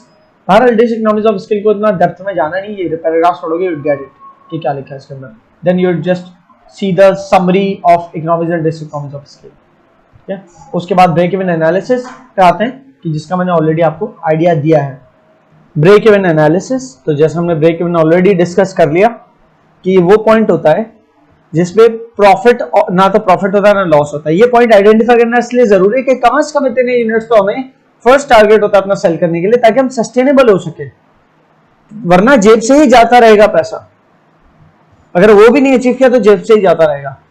अब रियलिस्टिकली तो जब इवेंट हो जाता है तब हमें पता चलता है कि उतने यूनिट्स बिके नहीं बिके, लेकिन जब हम प्लानिंग पे बैठे हुए, जितनी भी हम बात कर रहे हैं ना कॉस्टिंग करना, कॉस्टिंग का मेन काम ये होता है कि आप बिजनेस के ऑपरेट होने से पहले से प्लान करके रखो। बजटिंग के वक्त बहुत काम आती है कॉस्टिंग, सही ना, कि आपके प्लान एक्सपेंडिचर। फॉर एग्जांपल अगर हम आज ये बैठ के बात कर रहे हैं कि हमें एक प्रोडक्ट इतने की पड़ेगी और फिक्स कॉस्ट इतनी रिकवर करनी होगी, तो हमें ले दे के इतने यूनिट्स बेचेंगे तो जाके हम ब्रेक इवन अचीव करेंगे। इसको तो देख के हमें ऐसा लग रहा है कि हम इन हाउस ना ही प्रोड्यूस करें, क्योंकि फिक्स कॉस्ट हमारी इतनी ज्यादा है कि हमें बहुत यूनिट्स बेचने पड़ेंगे, रिकवर करते करते हम थक जाएंगे। इससे बेहतर है शुरू में हम इन हाउस प्रोडक्शन ना करें, एक छोटी सी शॉप बनाए रिटेल यूनिट टाइप की, वहां ऑर्डर कलेक्ट करें और कहीं और से जाके किसी फैक्ट्री लिंक्स वगैरह क्रिएट करके वहां से बनवा के सेल आउट कर दें। अब ये डिसीजन क्या पहले होगा बाद में होगा? ये यकीनन एक्टिविटी होने से पहले के डिसीजन है। तो ये सारी वर्किंग कोई कुछ भी होने से पहले की है वर्किंग, प्लानिंग के वक्त की वर्किंग है, बजटिंग के वक्त की वर्किंग है। ठीक है, अच्छा जी, the concept of break even we have already understood के जो वो वाला पॉइंट कि जिसमें टोटल रेवेन्यूज आपके या टोटल इनकम जो है आपके टोटल कॉस्ट के बराबर हो जाती है, तो मतलब there is no profit nor any loss. अब इसमें कंट्रीब्यूशन की टर्म आ रही है, कंट्रीब्यूशन पर यूनिट निकाला जाता है selling price minus cost per unit, ना selling price minus variable cost per unit आना चाहिए, यहाँ लिखा हुआ कॉस्ट पर यूनिट लिखा है, अलग यहाँ होना चाहिए वेरिएबल कॉस्ट पर यूनिट। ठीक है, तो ये आप नोट्स में करेक्ट कर लेना अपने। कंट्रीब्यूशन टू सेल्स रेशियो भी एक टर्म है, इसके ऊपर अभी हम आते हैं। इसका फॉर्मूला देख लो कि आपकी CS रेशियो कहलाता है, the proportion of each sales dollar that contributes covering the fixed cost dividing the contribution per unit by, ये भी कॉस्ट पर यूनिट लिखा है, डिवाइड बाय सेलिंग प्राइस, ये गलत फॉर्मूला लिखा हुआ है आगे। ठीक है ना, we need to make it right. I think if I can just do it right here, खैर I will make it right in the notes और उसके बाद प्रिंट निकालेंगे इसका। तो यहां पर आएगा कंट्रीब्यूशन और यहां पर आएगा contribution per unit divided by selling price per unit, ये होता है CS रेशो। इसका क्या काम होता है इसको भी आप देख लोगे इवेंचुअली। मतलब आप सीधा सीधा ये समझो कि आपकी जो भी सेल्स है, साथ 5 लाख सेल्स है, आपने पहले ही वर्किंग की हुई है कि 50 रुपए मेरी सेलिंग प्राइस है और उसमें से वेरिएबल कॉस्ट 50 में से जो है मेरी 30 है और 20 मेरा कंट्रीब्यूशन है। ठीक है ना, तो इसका मतलब कंट्रीब्यूशन टू सेल्स रेशियो में क्या हुआ, 20 ऊपर रखा 50 नीचे रखा, सेलिंग प्राइस 50 है 20 ऊपर, contribution per unit divide by selling price. ठीक है ना, ये CS रेशियो होता है। ये रेशियो जो निकल गया ना 2/5 का, ठीक है ना, इस रेशियो से हमें ये पता चल जाएगा 2/5 के, फॉर एग्जाम्पल 5 लाख की मेरी टोटल सेल्स है, इसको मल्टीप्लाई 2/5 करूंगा तो क्या निकल आएगा मेरा टोटल कंट्रीब्यूशन, सही ना, 2 लाख। सही, ये कंट्रीब्यूशन टू सेल्स रेशियो जो है ये भी हमें हेल्प करता है ये बताने के लिए कि हमें सेल्स कितने की करनी चाहिए। तो बहरहाल ये जो फॉर्मूला आपका लिखा हुआ है ये गलत फॉर्मूला है, let's just make it right. आपका CS रेशियो का फॉर्मूला ये नहीं है, CS रेशियो का फॉर्मूला इज, मैं नोट्स में रीडू कर दूंगा तो सही हो जाएगा वैसे, क्योंकि नीचे पर यूनिट रखिए ना सेलिंग प्राइस पर यूनिट, तो ऊपर रखोगे कंट्रीब्यूशन पर यूनिट, तो contribution per unit divide by selling price per unit, ये मेरा CS रेशियो निकला। अब मैं बोलूं वीएस रेशो क्या है, वो कुछ होता नहीं है, लेकिन variable cost upon sales ratio क्या है, तो आप कहोगे variable cost per unit divided by selling price. लेकिन फजूल है इसको निकालना, क्योंकि एक दफा सीएस रेशो आपने निकाल लिया, लेट सपोज आपका कंट्रीब्यूशन पर यूनिट है कितना, क्या आप अगर 15 रुपए की कोई वो बेचते हो, कोई कोन आइसक्रीम बेचते हो 15 रुपए की, जिसमें से 10 रुपए आपकी अपनी वेरिएबल कॉस्ट आती है, ठीक है ना, तो आप कहते हो कि 15 की आइसक्रीम बेच रहा हूं मैं, सेलिंग प्राइस है, जिसमें से मेरी वेरिएबल कॉस्ट जो है वो 10 रुपए आती है, तो बाकी मेरा कंट्रीब्यूशन बचा, वेरिएबल कॉस्ट निकाल दो तो क्या बचा 5 रुपए कंट्रीब्यूशन, तो contribution per unit divide by selling price क्या बना 5/15, मतलब 1/3 है सीएस रेशो। जब सीएस रेशो 1/3 है तो यकीनन 2/3 क्या variable cost over selling price. कैसे, 10/15 को अगर सॉल्व करो तो 2/3 होता है, 5 2 जा 5 3 जा। क्लियर है ना बात। ब्रेक इवन आपकी रिक्वायरमेंट दो तरह, ब्रेक इवन की रिक्वायरमेंट 2 तरह की हो सकती है। ये आपसे कह सकता है कि ब्रेक इवन यूनिट्स में निकाल लो, इन रेवेन्यू निकाल लो, break even in sales units या ब्रेक इवन इन रेवेन्यू, ठीक है। दोनों का फर्क क्या है, मैं थोड़ा साफ तरीके से लिख लेता हूं। कितने यूनिट्स बेचेंगे तो हमारे पास वेरिएबल कॉस्ट भी कवर हो जाएगी और फिक्स कॉस्ट भी कवर हो जाएगी, बताएं, ठीक है। दूसरा, कितने डॉलर्स का माल बेचेंगे तो हमारी कॉस्ट भी कवर हो जाएगी, और मतलब फिक्स कॉस्ट और वेरिएबल कॉस्ट दोनों कवर हो जाएंगे। अगर आपने सिर्फ ये भी निकाल लिया ना, नंबर ऑफ यूनिट्स, कितने नंबर ऑफ यूनिट्स बेचेंगे तो हमारे ब्रेक इवन पॉइंट अचीव होगा, अगर ये भी निकाल लिया, उसके बाद वो रेवेन्यू पूछे ना, तो आपने सेल्स यूनिट को बस सेलिंग प्राइस से मल्टीप्लाई कर देना, जितने नंबर ऑफ यूनिट्स बेचेंगे मल्टीप्लाई बाय उनकी सेलिंग प्राइस, तो ये सेल रेवेन्यू ही निकलेगा ना, जरूरी है। लेकिन अगर आप कोई इनडायरेक्ट रूट से करना चाहते हैं तो ये देख लो, अगर break even in number of sales units निकालना है तो इसके लिए आपकी जो फॉर्मुलेशन है वो सीधी है, fixed cost divided by contribution per unit, ठीक है। मार्जिन ऑफ सेफ्टी में मैं नीचे समझा दूंगा, फिर जब पढ़ने लगोगे तो समझ में आ जाएगा। मार्जिन ऑफ सेफ्टी एक्चुअली यूं बता दूं, अगर मैं 1000 यूनिट्स बेच रहा हूं ना, 714 यूनिट्स के ऊपर मेरा क्या अचीव हो रहा था, ब्रेक इवन पॉइंट्स, तो जो 714 से जो ऊपर बेच रहा हूं ना यूनिट्स, वो मेरा मार्जिन ऑफ सेफ्टी है,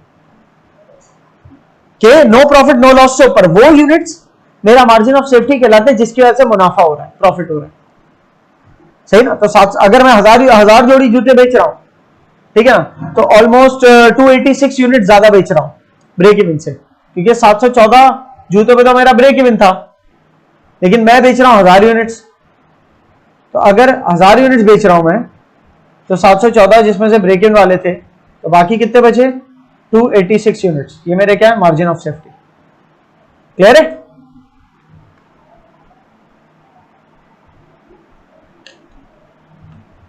The break even point in terms of units, total fixed cost divided by contribution per unit, जबकि break even point in terms of revenue, तो क्या रहा total fixed cost divide by CS ratio, और CS ratio का formula ऊपर बता दिया, contribution पर, यहां पर अब सही लिखा हुआ है CS रेशो का formula, contribution per unit divide by selling price per unit, ठीक है ना। ये जो भी आ जाए तो उसको नीचे रखो और बाकी पर।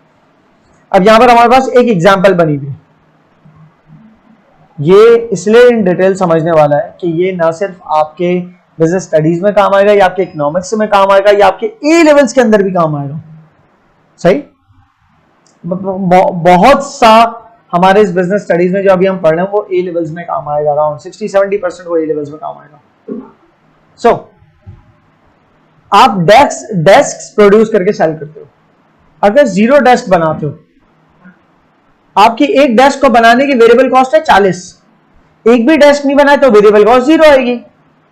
जब डेस्क ही नहीं बनी तो क्यों मटेरियल पे पैसा खर्च होगा और क्यों लेबर को पैसा जाएगा, नहीं जाएगा ना, तो वेरिएबल कॉस्ट तो होगा 0। एक भी यूनिट अगर नहीं बना तो वेरिएबल कॉस्ट 0। लेकिन अगर एक भी यूनिट नहीं बनाया, बेचोगे भी नहीं एक भी यूनिट, तो सेलिंग प्राइस गोया कि आपकी $65 की एक डेस्क बेचते हो आप, एक डेस्क आप $65 की बेचते हो वैसे, लेकिन एक भी नहीं बना, एक भी नहीं बिकी तो सेल्स रेवेन्यू 0।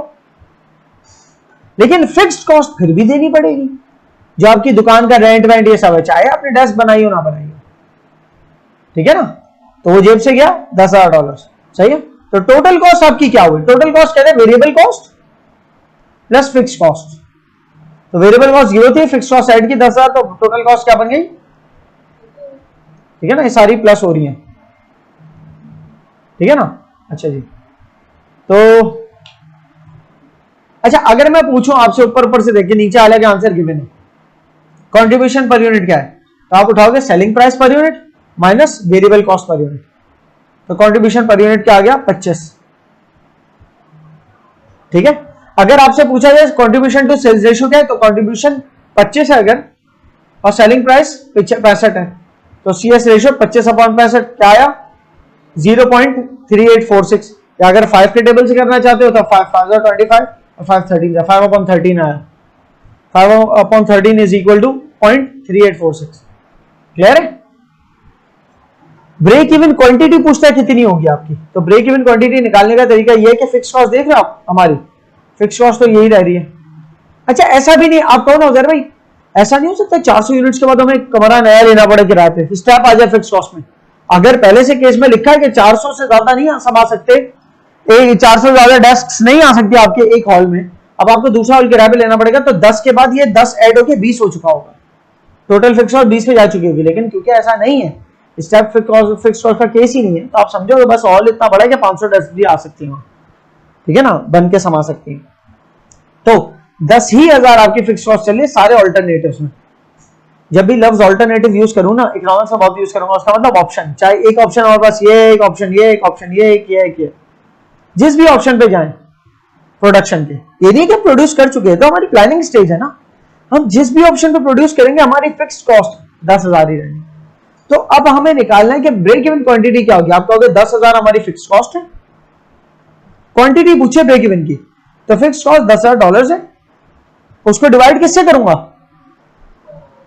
मेरी सेलिंग प्राइस कितनी है? 65।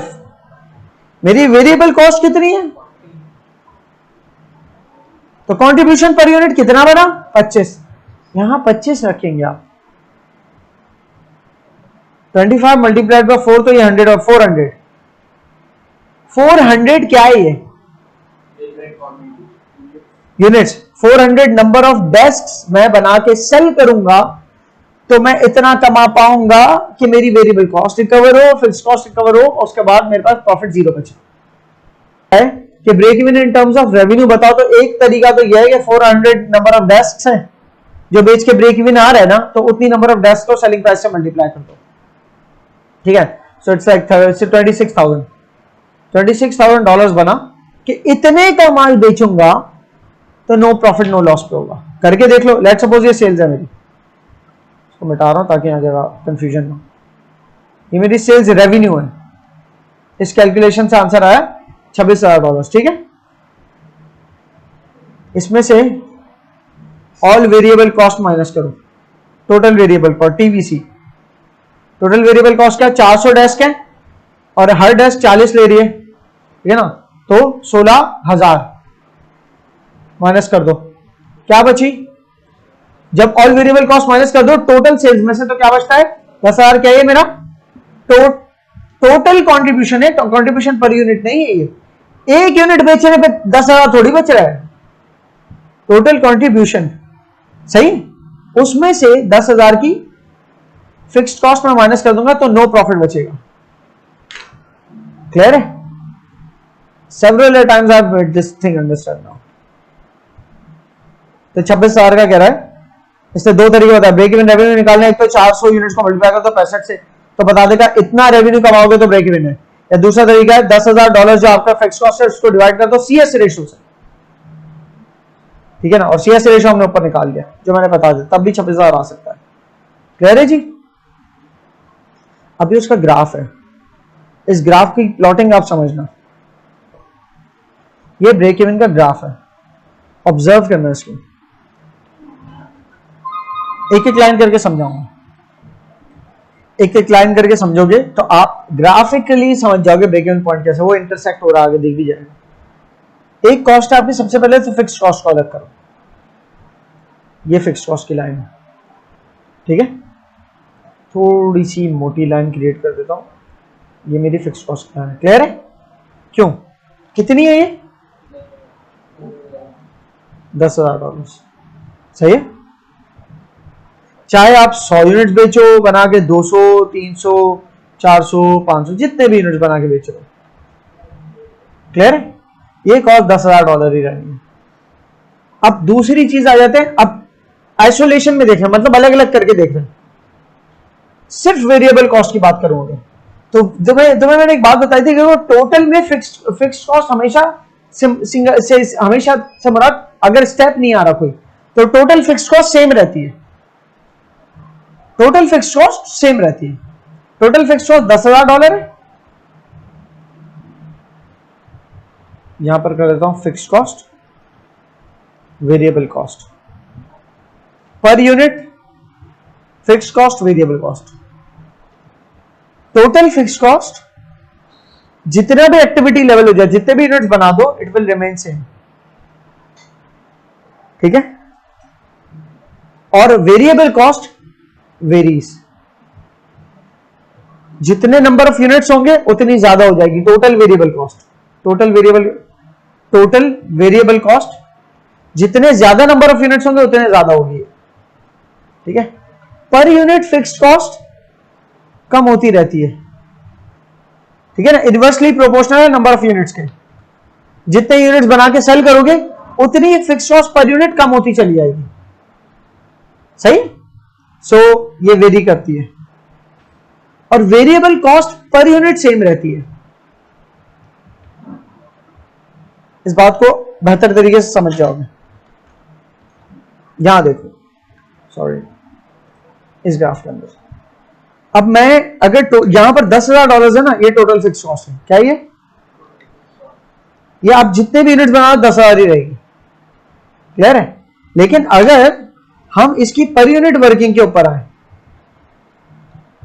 Per unit fix cost very करती है, जितने ज्यादा यूनिट्स बना के सेल करोगे उतनी ज्यादा फिक्स कॉस्ट पर यूनिट कम होती चली जाएगी, ठीक है। लेकिन per unit variable cost same रहती है। यहां पर टोटल कॉस्ट भी लिख सकता था, टोटल कॉस्ट दोनों की समझ लो, दोनों का इफेक्ट आता है उस पर। तो टोटल कॉस्ट टोटल में भी वेरी करती है एक्चुअली, और पर यूनिट भी वेरी करती है। टोटल कॉस्ट पर यूनिट किसे कहता है? एवरेज कॉस्ट पर यूनिट को कहता है। टोटल कॉस्ट को divide by number of units कर दो जो माल बेच रहे हो, आपको जितने का टोटल कॉस्ट का मतलब सारी वेरिएबल कॉस्ट और सारी फिक्स कॉस्ट मिला दो, टोटल कॉस्ट बना। तो जितना माल आप बेचना का इरादा रखते हो उससे डिवाइड कर दो, टोटल कॉस्ट का एवरेज कॉस्ट पर यूनिट कहलाती है, या average total cost per unit. वो वेरी करेगी क्योंकि उसमें फिक्स्ड कॉस्ट का आंसर शामिल है, ठीक है, और यहां वेरिएबल कॉस्ट का आंसर भी शामिल है, तो दोनों सूरतों में वेरी करेगी। अब तो थोड़ा सा सेम रहेगी, थोड़ा वेरी करेगी, थोड़ा सेम रहेगी, थोड़ा वेरी करेगी, तो मतलब वेरी तो करेगी ना, सेम तो नहीं रह रही ना, ठीक है। अब जरा इस चीज को यहां देख लो, आपके मिसाल के तौर पे ये क्वांटिटी है जो आप शूज की मैन्युफैक्चर करके सेल कर रहे हो, ठीक है। आपकी टोटल वेरिएबल कॉस्ट गिवन है, देखो चेंज हो रही है। जब 0 यूनिट बना रहे हो 0 वेरिएबल कॉस्ट, 100 यूनिट बना तो टोटल 4,000 वेरिएबल कॉस्ट है, 200 यूनिट टोटल 8,000 वेरिएबल कॉस्ट। तो टोटल की वेरिएबल कॉस्ट वेरी कर रही है। Varies with what? Varies with activity level या क्वांटिटी सोल्ड। जितनी क्वांटिटीज प्रोड्यूस कर दो ज्यादा अच्छा लगता है, क्योंकि नहीं बिकी तब भी बनाई तो है ना, तो वेरिएबल कॉस्ट तो लगी ना। तो नंबर ऑफ यूनिट्स प्रोड्यूस्ड के हिसाब से वेरी करती है वेरिएबल कॉस्ट, ठीक है। जितने ज्यादा यूनिट्स प्रोड्यूस होकर सेल हुआ उतनी ज्यादा वेरिएबल कॉस्ट। लेकिन अगर पर यूनिट निकालो इसका equals to this variable cost divided by this number of units, तो मेरे पास जो इस वाले सेल में वेरिएबल कॉस्ट है C3 से रिप्रेजेंट हो रही है, डिवाइड करने हम नंबर ऑफ यूनिट से, तो 0 डिवाइड बाय 0 0, एक्चुअली वो एरर ही देगा, ठीक है। नीचे वाला करना ज्यादा बेहतर है। 40 क्या है variable cost per unit? $4,000 total variable cost थी, डिवाइड बाय 100 यूनिट्स। तो एक यूनिट बनाने में वेरिएबल कॉस्ट टर्म्स के अंदर कितना पड़ा? एक यूनिट के ऊपर 40 का पड़ा। $8,000 की वेरिएबल कॉस्ट है, 200 यूनिट्स बनाने की, तो अगेन पर यूनिट बनाने की कितनी पड़ी, 40 ही पड़ी। देख लो फॉर्मूला क्या कर रहा है, 8000 को डिवाइड कर रहा है 200 से, है ना। ये 8000 C5 ये 8000 को रिप्रेजेंट कर रहा है और ये B5 200 को रिप्रेजेंट कर रहा है, तो 8000 डिवाइड बाय 200 वही 40 पड़ा। और ये इस तरीके से ये 40 ही पर यूनिट टर्म्स के अंदर वेरिएबल कॉस्ट सेम रहती है। क्लियर हो रही है? हमने ये 2 पॉइंट्स क्लियर कर लिए कि टोटल वेरिएबल कॉस्ट जो है TVC वो वेरी करती है और VC पर यूनिट जो है वो सेम रहती है। टोटल फिक्स्ड कॉस्ट सेम रहती है, कहीं ना कहीं तुम समझ ही गए, यहां पर यूनिट्स लिखे हैं जितने भी, टोटल फिक्स्ड कॉस्ट आपकी सेम रह रही है, लेकिन फिक्स्ड कॉस्ट पर यूनिट अगर हम निकालें equals to this divided by this, ये अजीब सा हो जाएगा, अगेन एरर, लेकिन बाकी पे आ जाते हैं क्योंकि समथिंग डिवाइड बाय 0 है ये, ठीक है ना, so it will be an error. Equals to 10,000 units को अगर मैं डिवाइड करता हूं, 10,000 यूनिट्स की फिक्स कॉस्ट को मैं डिवाइड करता हूं, 100 यूनिट्स बना के बेच रहा हूं ना, तो उनके ऊपर 10,000 फिक्स कॉस्ट जो मेरा किराया वगैरह है वो 100 यूनिट्स के ऊपर डिस्ट्रीब्यूट हो रहा है। जो डिवाइड करूंगा 100 से तो मेरा पर यूनिट 100 रुपए का किराया पड़ रहा है, $100 का कह लो चलो। अगर मैं $10,000 की जो फिक्स कॉस्ट है उसको मैं डिवाइड कर रहा हूं 200 यूनिट से, कि नहीं, अगर मैं 200 यूनिट बना के बेचू तो 100 थोड़ी रहेगा, तो ये न्यूमरेटर तो 10,000 है ना, डिनोमिनेटर बढ़ता जा रहा है, तो फिक्स कॉस्ट पर यूनिट कम होती जा रही है। देखो फिक्स कॉस्ट पर यूनिट कम होती जा रही है।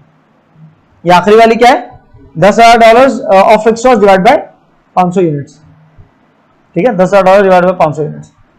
तो ये एक्चुअली एक तरह का कर्व बन रहा है। अगर मैं ग्राफ बनाना चाहूं ना तो ये एक फिक्स कॉस्ट का एक तरह का कर्व बनेगा। अगर मैं इंसर्ट करके दिखाऊं ग्राफ आपको, 100 यूनिट्स बना रहा हूं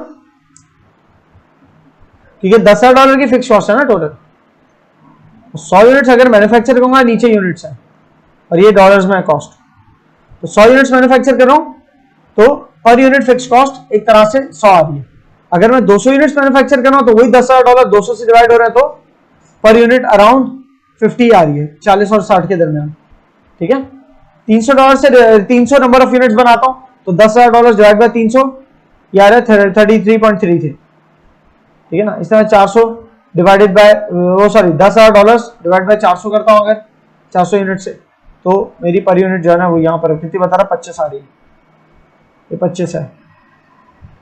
और अगर मैं $10,000 को 500 से डिवाइड करता हूं तो पर यूनिट मुझे फिक्स कॉस्ट 20 की पड़ रही है। क्लियर हो रही? ब्रेक इवन के ग्राफ पे दोबारा आते हैं। एक तो हमारी फिक्स कॉस्ट की लाइन है, ये जो सारा ग्राफ है ना ये टोटल्स की वर्किंग है। क्या है? टोटल्स की वर्किंग है, इसलिए यहां पर आपको फिक्स कॉस्ट सिमिलरली सेम दिख रही है क्योंकि पर यूनिट की वर्किंग थोड़ी है। तो फिक्स कॉस्ट आपकी सीधी स्ट्रेट लाइन चल रही, क्यों?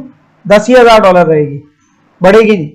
लेकिन अगर मैं वेरिएबल कॉस्ट की बात करूं, वेरिएबल कॉस्ट को मैं ब्लू लाइन से रिप्रेजेंट करने की कोशिश करता हूं, दिख रही है ना लाइन, तो जब मैंने लाइन खींच रहा हूं दिख रही है आप लोग को? क्लियर है? तो ये वेरिएबल कॉस्ट है, सिर्फ वेरिएबल कॉस्ट, फिक्स्ड इसमें शामिल नहीं है। तो जब 0 यूनिट्स बना रहा हूं तो 0 वेरिएबल कॉस्ट, 100 यूनिट्स बना रहा हूं तो वेरिएबल कॉस्ट क्या, 100 यूनिट्स की वेरिएबल कॉस्ट यहां तक कहीं पहुंच रही है, ठीक है ना। 200 यूनिट बना रहा हूं तो वेरिएबल कॉस्ट यहां पहुंची हुई है, it's it is going here somewhere, यहां पर कहीं है, 5,000 और 10,000 के दरमियान है कहीं, ठीक है। तो ये टोटल वेरिएबल कॉस्ट क्या हो रही है, बढ़ती जा रही है एक्टिविटी लेवल के साथ। क्लियर होता है ये भी? ठीक है, अच्छा जी।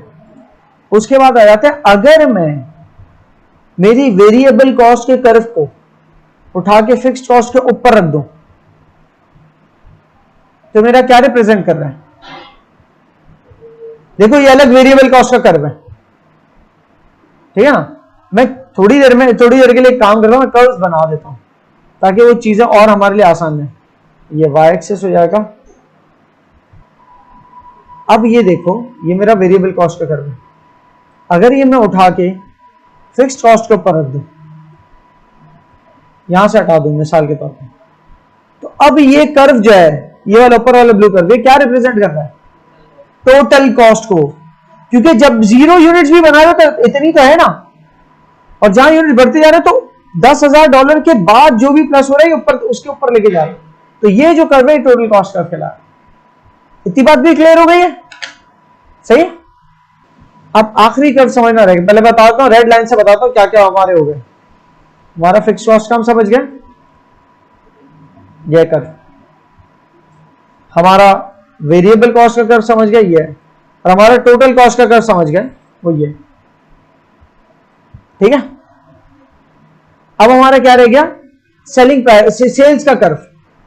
एक भी यूनिट ना बेचूं, एक भी यूनिट बना के ना सेल करूं, तो मेरी सेलिंग प्राइस का जो कर्व है, कर्व पहले बनाता हूं सेलिंग प्राइस का। ये कर्व है सेलिंग प्राइस का। ठीक है। एक भी यूनिट ना बेचूं अगर, तो सेलिंग प्राइस जो भी, मतलब कुछ भी नहीं कमाया मैंने, 100 यूनिट बना के बेचूं, तो मेरी सेलिंग प्राइस के कर्व के ऊपर फॉलो करो जरा इसको। ये वाला पॉइंट, प्राइस पॉइंट, ये वाले सेल्स रेवेन्यू आप अचीव कर रहे हैं। ठीक है। 200 यूनिट बना के बेचूं, तो ये वाला अचीव कर रहे हैं आप। 200 यूनिट्स पे ये वाला अचीव कर रहे हैं, है ना, ये बॉक्स।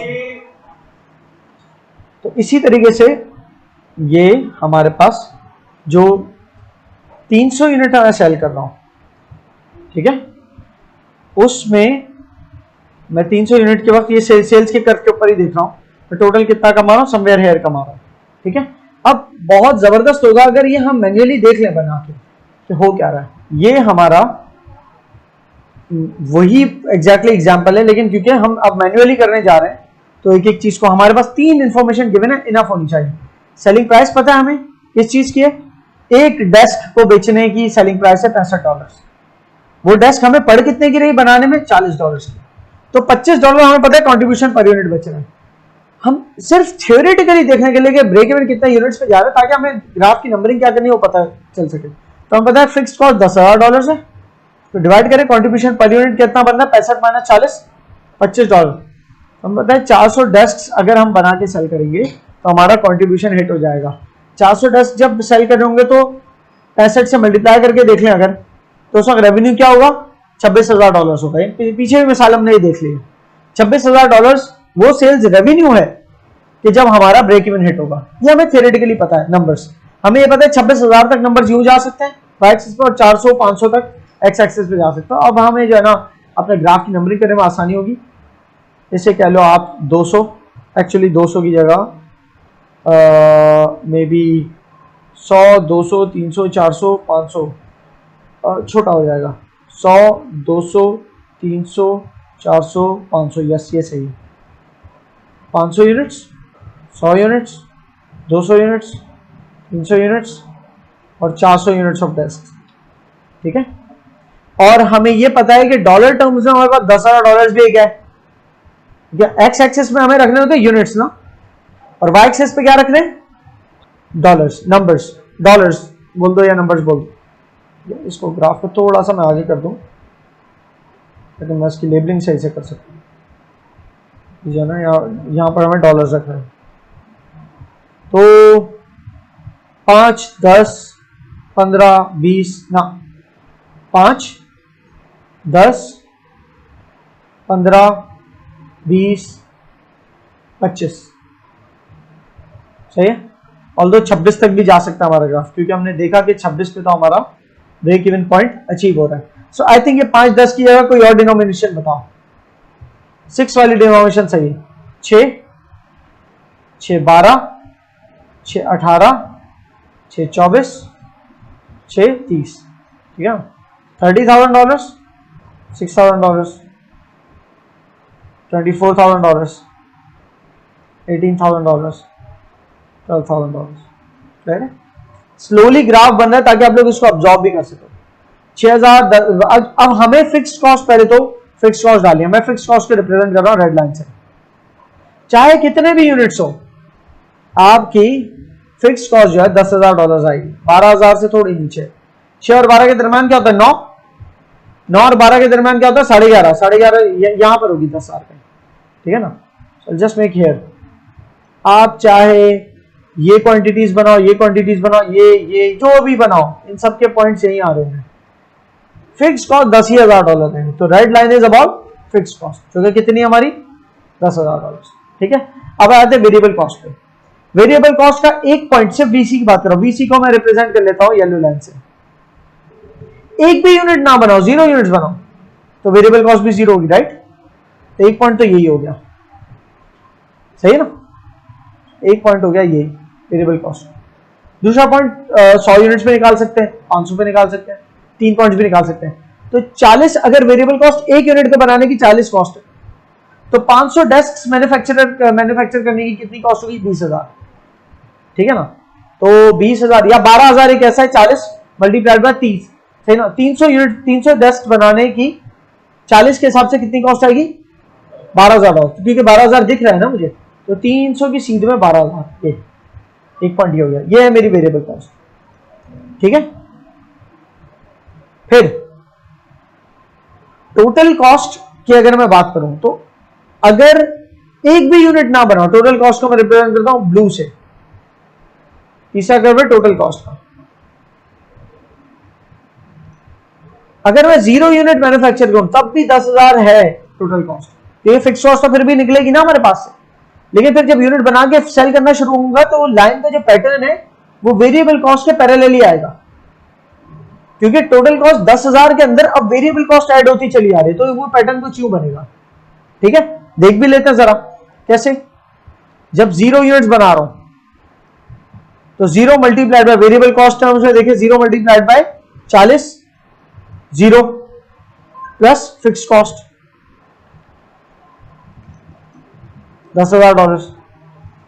तो क्या बन गई टोटल कॉस्ट? $10,000। ठीक है, अगर मैं, तो वो तो पहला तो हमने $10,000 पे मार दिया मार्क। दूसरा मार्क की बात करते हैं टोटल कॉस्ट की,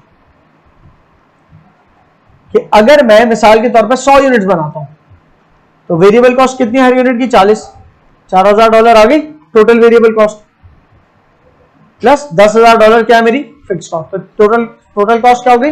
$14,000। 100 यूनिट्स पे $14,000। ठीक है ना, तो दूसरा पॉइंट 100 यूनिट्स पे $14,000 का डाल देता हूं। 100 यूनिट्स पे $12,000 से ऊपर, ये 12 और 18 के दरमियान क्या होता है? 15 से थोड़ा सा नीचे, ठीक है ना। ठीक है, it would look a bit like this, seems parallel, right. Yellow के पैरेलल लग रही है ना ब्लू लाइन।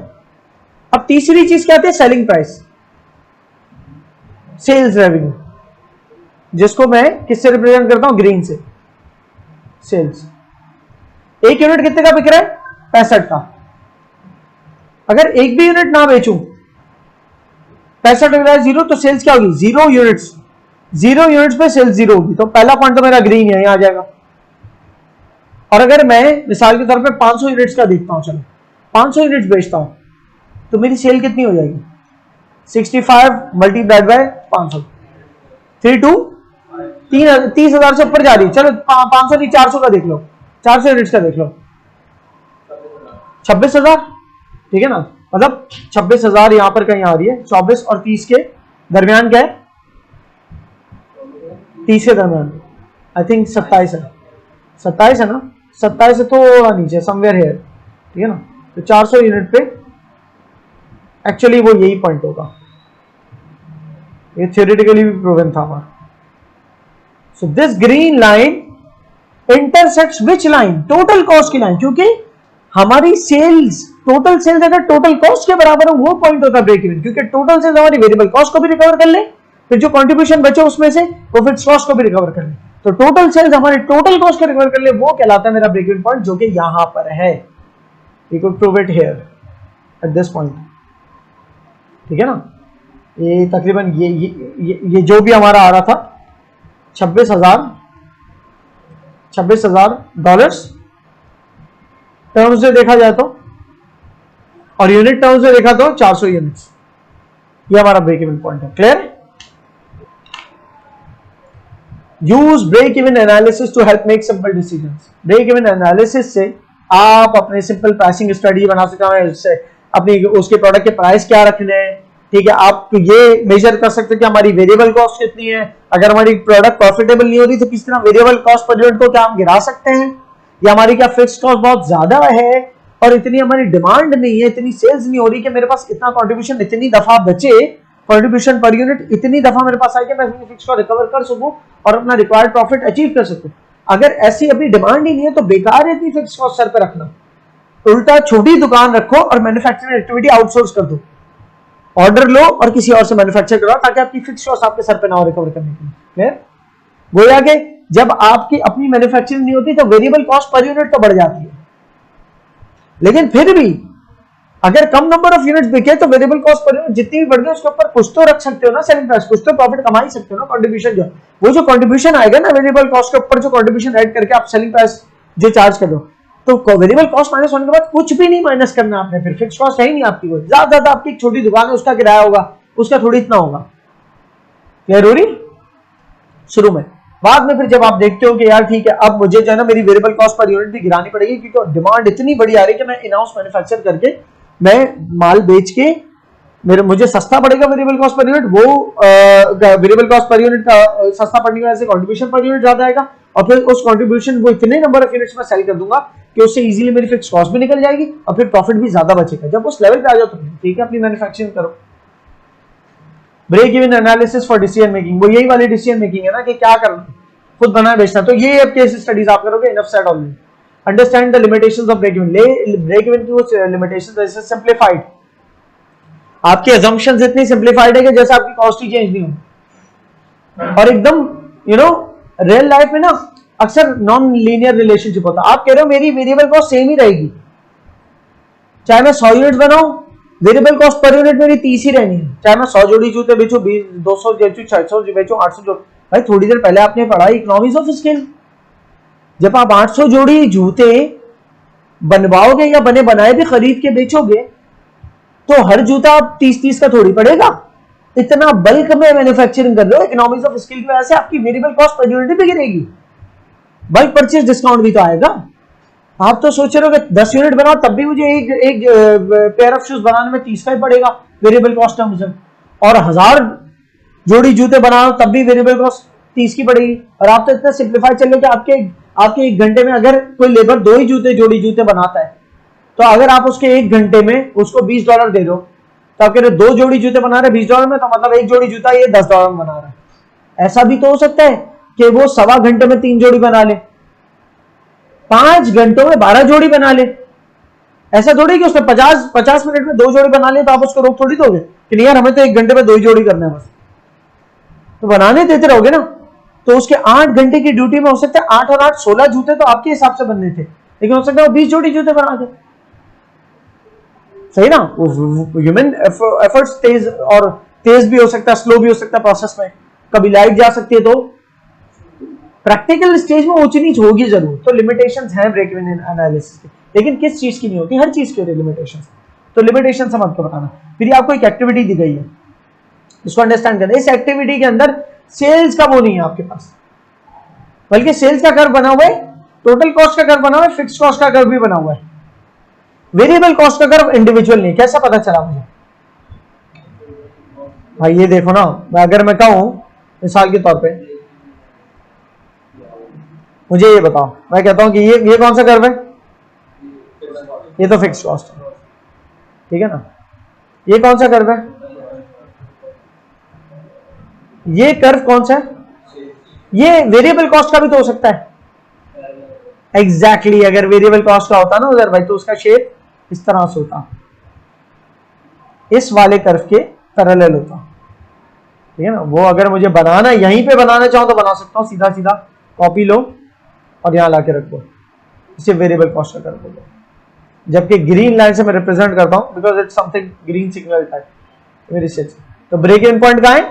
जहां पर टोटल कॉस्ट ग्रीन कर्व और रेड कर्व आपस में इंटरसेक्ट कर रहे हैं, कॉमन पॉइंट होता है, ठीक है। So this was break even. उसके फिर लिमिटेशंस यूज और ये you read it by yourself and then we come to this.